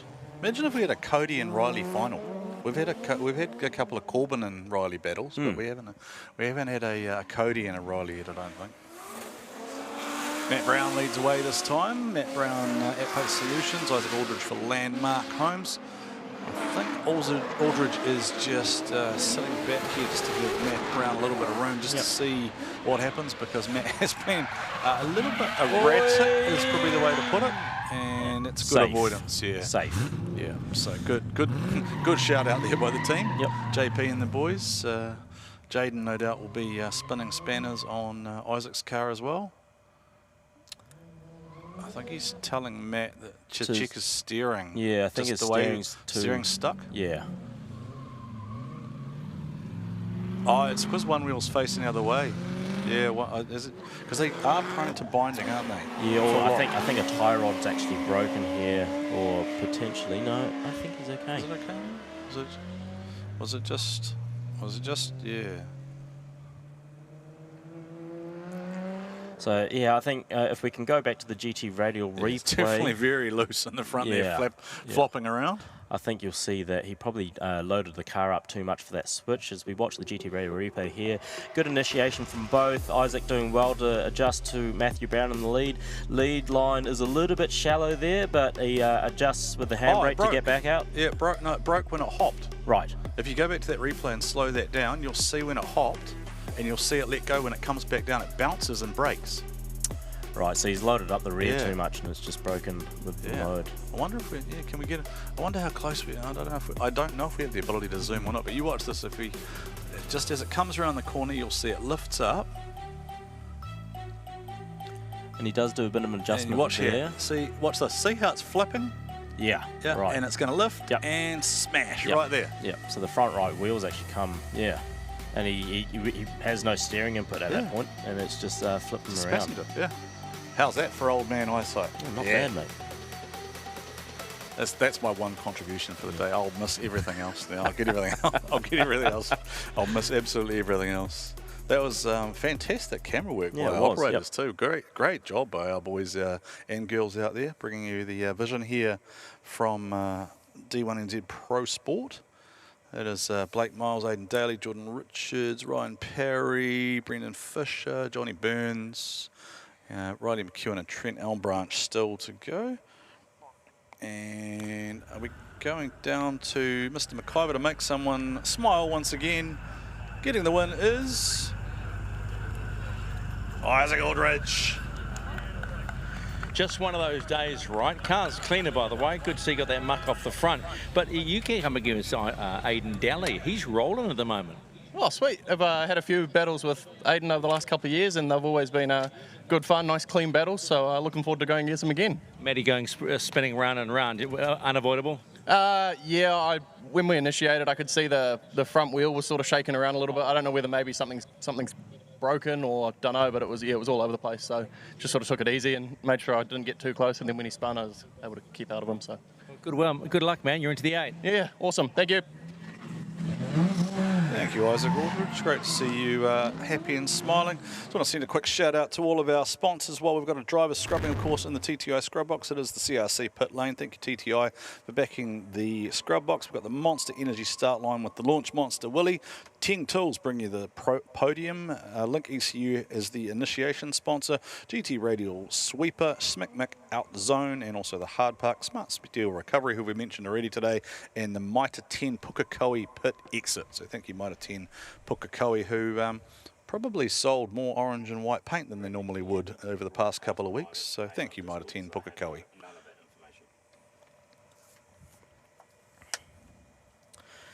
All right, now we have Blake Miles, number 2 qualifier and number 1 in the championship series at the moment, versus Mitchell Daly, the younger brother of the Daly boys in the V8 RHP GT86. So this will be a very good battle, interesting battle to see. Obviously, Blake's opted to go in the lead on his first run, so that doesn't surprise me with the speed that Blake has got. I think he's going to throw a big aggressive run. Yep. And I would imagine he's probably hoping for Mitchell to overdrive it a little bit and make a mistake, and that makes things a little bit easier for him if he can get the young man to make a mistake. But Mitchell, when I spoke to him this morning, he's pretty cool and calm and collected, so that will make this a challenging battle for him. 100%. So Putahi from Smart Steel. I suspect what we've probably got here is we may have people watching from on the fences, which creates us a safety issue. So if people climb fences, then they're right in the firing line, basically, of that's about where Michael Thorley tattooed the wall earlier, which we had Stephen talk to him about in the pits. So it's not 2004 anymore. No, we can't have people sit 12 feet in the air and hope that you don't fall off in front of a moving car. So I'm just going to do what I did before and thank Monster once again. I'm going to thank CRC. I'm going to thank TT. I'm going to thank Link ECU. I'm going to thank GT Radial. Thank Mitre 10 Pukekohe, Mick, Ting Tools, Logitech, of course. And I'm going to tell you to buy tickets for Gisborne, because otherwise, if you don't buy tickets for Gisborne, Keske and I are going to be talking to no one. By the way, if you've got recommendations for things to do in Gisborne as well, apart from D1NZ, let us know. Always very important to me to know where the best coffee is and the best sausage roll. Yeah. And Keske would like to know where the best karaage chicken is. No, just that's in case at he has home. to bring it. That's It's at at home, yeah. All right. Joe is live pit side with a returning legend. That's right. 4-time D1NZ Drift King Gaz Wider has come out of retirement to compete in the Drift GP tomorrow. Now, I must tell you, you went out for your first test session this morning, 1 lap, and the commentators left it silent. They didn't talk over you. They just wanted to watch you. How did it feel? I've been thinking about doing that lap for a long time, so it felt pretty good. I was pretty nervous, to be honest, because this track's it's stupid, really, like the speed. So I don't know how fast I went in. I think it was probably a little slow, but it felt amazing. Like, it was, so much fun. I'm glad I came and got pressured into doing it. So, cheers to Adrian and from Phoenix for sorting this amazing car out. It just feels unreal every time I drive it. So, that's cool. It's just so good to have you back. Can't wait to see you put on a show tomorrow. Cheers. The stupidest thing about that is Gaz's version of slow will be 175 to 180, right? Like, he'll just be disappointed because he didn't clock 200 first run. 100%. I mean, we've all seen the videos from back in the day of him coming in to the corner and teaming down rain on the old Toyo tyre that he used to run on. At 182, clocked by the police, sideways 100 metres before everyone else, right? Like, he is just, there's a reason he's a legend and a 4-time champion, and I can't wait to see him tomorrow with Darren Kelly and some of the other returning names. What's that other guy's name? He used to be on commentary. What's his name? Oh, Cole. That's who we keep forgetting. Cole. Mr. Armstrong. Yeah, he goes all right too. he's not bad. Yeah, he's good. Goes decent. We've of course got our a couple of our current season drivers as well who are slotted in there. Potentially, depending on how things play out, you could see 3 and 4 as well.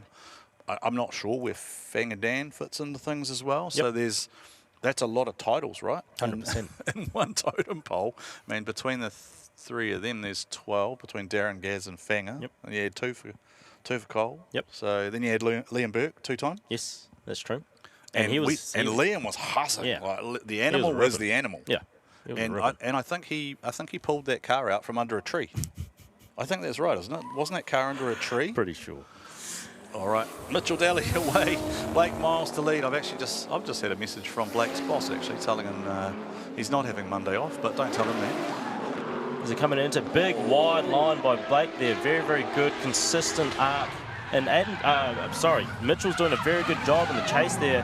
A little bit shallow there for Mitchell as they come into the second inner clip as they hit the third outer zone. Very, very clean run from both cars as they go across the finish line.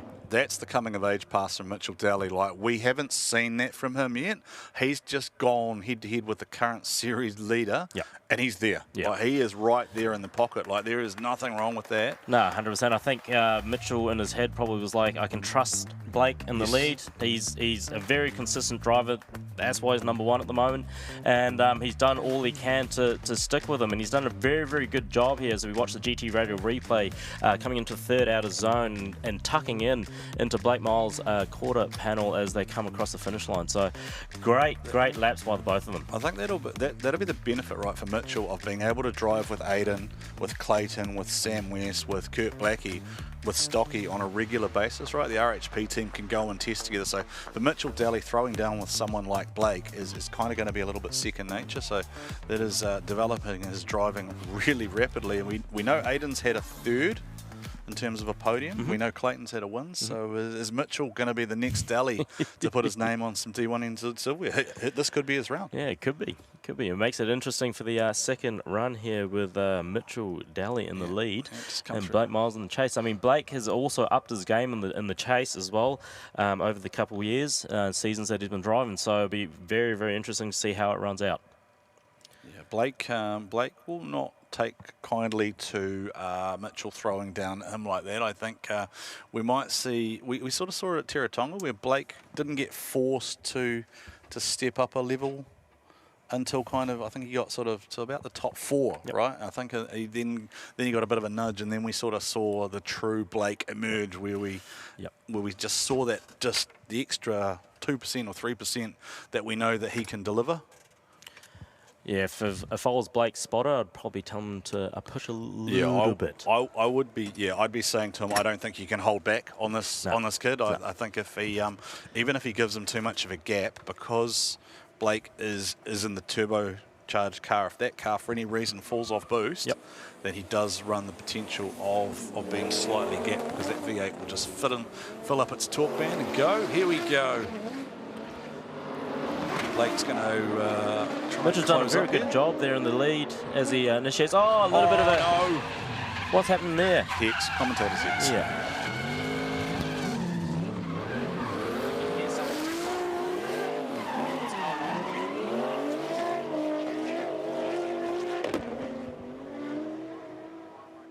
Someone's on the phone. What the hell's going on? So that was a very, very good run by both of them. Unfortunate for Mitchell. He's made a bit of a mistake here as we watch the GT Radio replay. He's done very good in the initiation. Blake's done very good to stay with him, but I think he's gripped up a little bit and has really adjusted his line to get around. So Blake's done very well to adjust to that as he goes around and goes over the finish line there. So yeah, Blake's done really good to adjust to that, eh? I think it's the pressure just has been felt here by the young man. He's straightened up. It's thrown him offline. He's actually understeered the wrong way. So that's pretty much, it's going to be a zero out, I would imagine. Big deduction, He's unfortunately felt the pressure, but that first run, if you put this in golf terms, right, that's the 250-yard drive that keeps you coming back next time. There is nothing wrong with that, and you can hold your head high, young fella. Mitchell Daly We will, of course, wait for that to be confirmed as we take a look at Brendan Fisher and Ryan Parry. Ooh, Ryan, what's going on, Ryan? Brendan's like way off, yeah.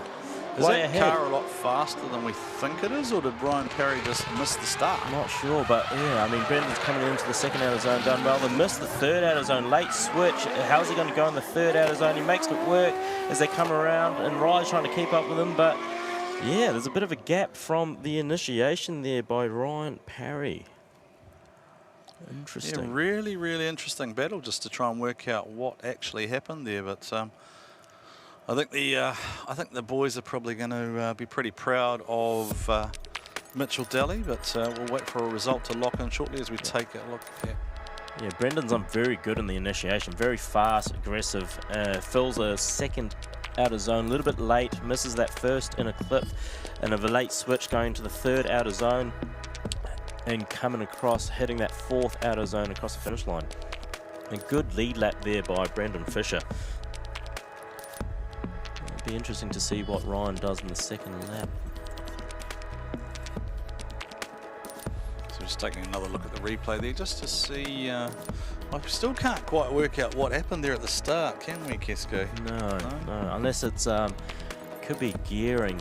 Obviously, if you need quite long legs at Pukekohe just to get that wheel speed, but whether you can get good response off the line or not is another question. So, right, going down pit side, and we do have a winner of the battle, and going through is Blake Miles. Blake, staying on top. How did that feel out there? Pretty good. It's our first dry lap of the day actually, and there's a lot less grip than yesterday, so a little bit of a learning curve. A few things to tidy up, but we know what the track's like now, so ready to keep pushing. Yeah. Unfortunate with the straight line, but it puts you through. Best of luck for the top 8. Cheers, thank you.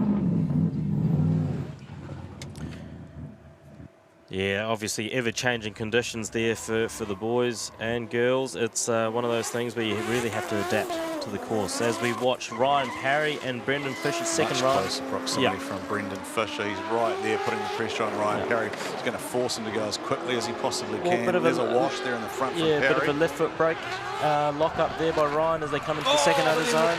Fisher made a mistake. As they come around second in the clip, third outer zone. Very good there by Ryan. Good lead lap. And then did Brendan have to get out of that at the end there, or did he just sort of come up short on the run? It's just the way that was really hard to. We saw the nose of the car, but it was just a long way down the track. Or whether that first initiation wobble brake lockup kind of messed up Brendan. I don't think it did there, did it? Well, I think if you look at it objectively, then you'd say Brendan was closer, but then he's washed there. But no, so he's actually done a handbrake to adjust, and he's made that transition late coming into that first in a clip there. Where does he end up there? Yeah, he's very shallow, but just stayed to the inside of the track. Maybe just wasn't sure if Ryan was going to transition back across it. I know they're not supposed to, but sometimes you do see the drivers come back down. No, there's definitely yeah. No, I think he's when he's gone into the transition, Brendan Fisher, when he's gone into the transition, it's actually gripped up on him, and it's caught him straight, which has made him have to pull the handbrake just to get the car to rotate back around to that transition chicane area. So see what the judges have to say about that. But well, that's why you're our technical expert, Kesko. Here to add your insight and wisdom. Next up we have Johnny Burns versus Trent Elmbranch. Johnny Burns in the SR20BT S14.9 in the lead. 2DZ Camaro in the chase. Very good chase there by Trent. He's left foot brake just to keep that proximity, and Johnny's done a very good lead lap, giving him the space. Has Trent overcooked it? Has Johnny overcooked it too? Both 0 out. Yeah. Trent definitely lost his forward momentum, right? Like he was. But then Johnny started independently afterwards, so you could potentially see a zeroed lead and a zeroed chase. Yeah, I mean, it was a great run up till now. I mean, Trent obviously tucking up into Johnny's door there as they come into the transition. Johnny putting on a lot of angle on throttle, and then I think he's made a little bit of a mistake there. But Johnny's doing that before, right? Johnny's in the progress of losing control, and that's what's caused Trent to check up. Potentially. I mean, whether Johnny's actually slowed up and made Trent Elmbranch rotate, or? Well, look, you and I can keep having a fight because Joe's got a result for us down there in the pits, and going through is Ryan Parry. Ryan Parry taking the win. You must be pretty pumped. Yeah, I'm pumped. I'm surprised with that. I missed second gear in my chase on the run-up and got a bit of a gap, but I'm stoked. Yeah, thank you to all my sponsors along the side of my car, and yeah, see if we can take it to the top. All right, keep your foot down then. Thank you. I like the hands rubbing together, Kiske, the excitement, just... It's the adrenaline, right? Yeah. He's literally trying to stop himself shaking. 100%. And it makes sense. He did, miss second gear, which obviously gave him that gap, but that straight line by Brendan, just giving him the unfortunate disadvantage there for Ryan to take the win. So, well done to Ryan. He goes through the top 8 against Blake Miles as we have our second run here. Trent Elmbranch versus Johnny Burns. It was wild the first time. Yeah. Let's see what happens here, because Burns definitely wants to make a statement in this competition. That car will be driven by Ryan Little. He's going to tear through that door just about. Johnny. Go, Johnny. Go, Johnny. Get in there, son. Johnny. Nice transition there. Very good mimicking there by the chase car. Johnny really stepped up his game in terms of chase driving there as they come around the last corner. Yep, he's right there. Yep. Yeah, great chase.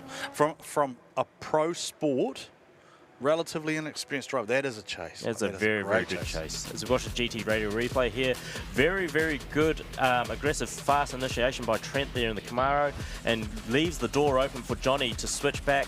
Very good switchback, perfect timing there by Johnny as they come around into the second inner clip and third outer zone. So what happens here? Johnny's gone a little bit wide there. Trent's put on the loud pedal and made fourth outer zone as well. So a little bit of a gap there at the very end, but yeah, very good lap. It really depends on how the judges call that first run. Yeah. Now, Kiske, just a quick announcement for fans of pro sport. We have been advised due to time certainty that the third and fourth place battle will not take place, so it will default back to the qualifying results. So the highest qualified loser of the semi-final will be awarded third place. However, I believe in terms of points, I believe it is deemed as equal. So here we go with the Jordan Richards Senate Nursing Machine up against Riley McEwen for four-wheel drive warehouse. Shout out Ryan McCook from RJM Plumbing, who's crewing, spannering Jordan's car this weekend. He's my favourite plumber, saved me one or two times. Riley McEwen, rolling burn. Yeah, this will be a great battle because both Jordan and Riley have been putting on very good runs throughout the day. So as they come to initiate, very good run. Riley tucking in, bit of a handbrake adjust just to make sure he's not being too greedy. Good switch. Oh, Riley. Jordan's gone late and he's Jordan. off. He's off.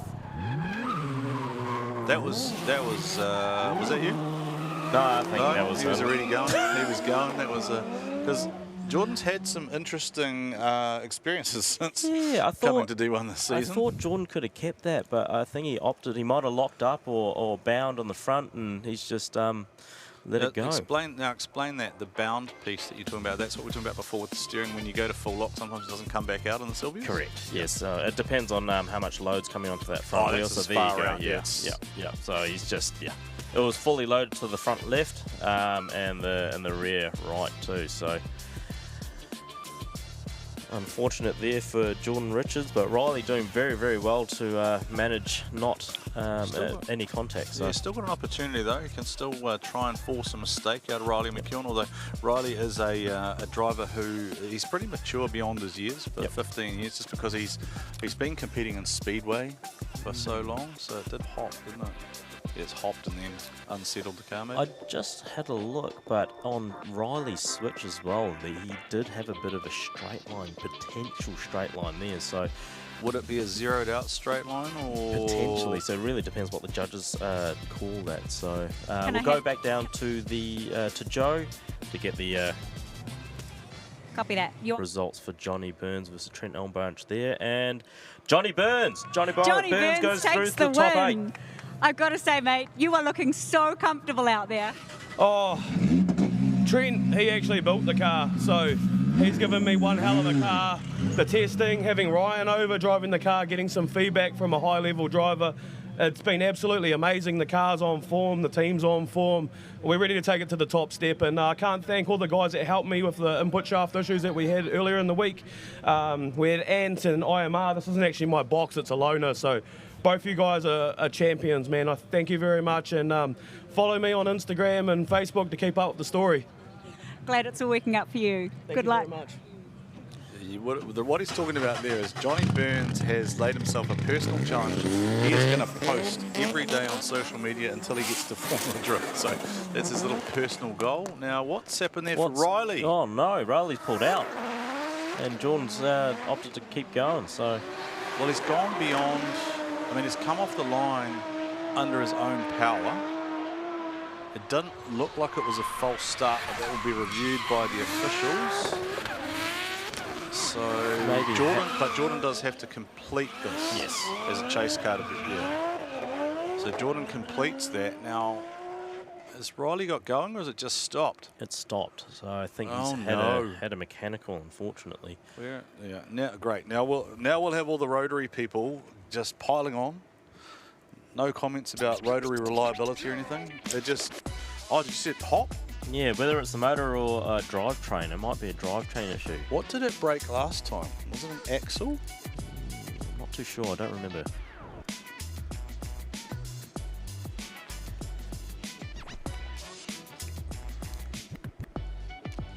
So yeah, Jordan's done well there in the single run that he's done. Made it across the finish line, so... What happens? There's definitely a big hop you can see.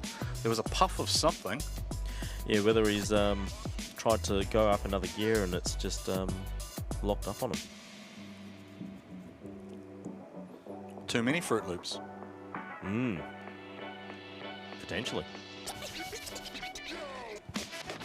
So anyway, so we do have 7 of our top 8 locked in. So we do have Tyler West up against Cody Lynham. We've got Isaac Aldridge up against Aidan Daly.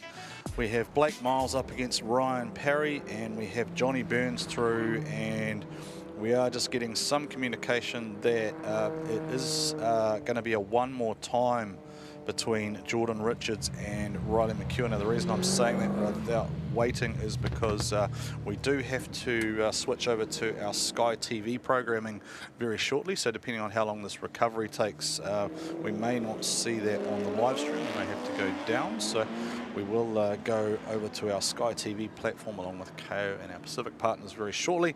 Oversteer TV will be back up. But we have 7 of our 8 locked in. And we will have to come into our Sky TV broadcast very shortly as Riley McEwen is being recovered. So possibly an opportunity now just to pay some more bills, thanks to the people who do support us: CRC, TTI, Monster Energy, Link ECU, GT Radio, Mitre 10, Mick, Ting Tools, and G-Shock as well, along with Cream Insurance, Cream Northcrest, supporting the Icon Zone here tomorrow at the Drift GP. So just wondering what's happening here with Riley. Maybe a chance for Joe to have a chat with, I think Jordan's probably made it back around, but I would love to know what happened then. Yeah, so would I. Where was Jordan going? Where was Jordan headed off to? Alrighty, Jordan, I can't let Riley know, but I can let you know that it is a one more time. What happened in your lead run? So yeah, I feel like I got thrown a bone there. I went to downshift before the transition and obviously missed 4th gear, and I was still in 5th, so as soon as I transitioned, got on gas, it just died, and then I just washed out onto the grass. Yeah, unfortunate, but I feel like I got thrown a bone then, yeah, real. Yeah, chance to redeem yourself, so go change your tyres and line up for that. Cheers. Yeah, luck plays a big part of the game in terms of how the results play out. So, yeah, Jordan getting a bit of a bone there, he says. Yeah, what did I say about making your own luck or something or other? Yeah.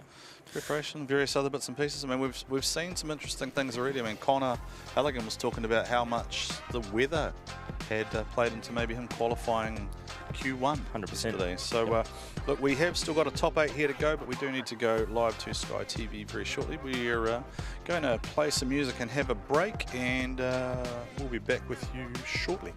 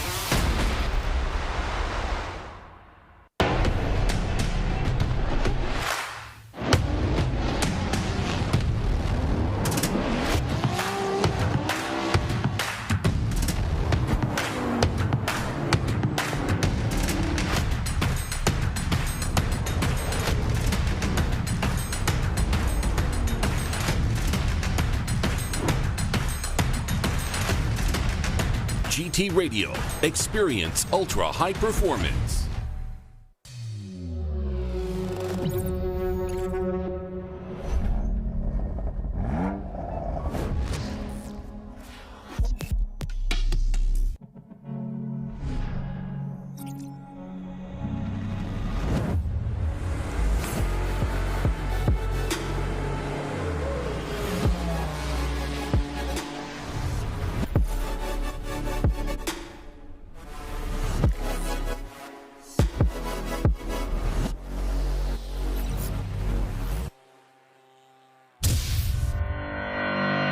With a Yale forklift, you can up your efficiency and reliability, up your driver comfort and your sustainability, and up your support with our nationwide dealer network.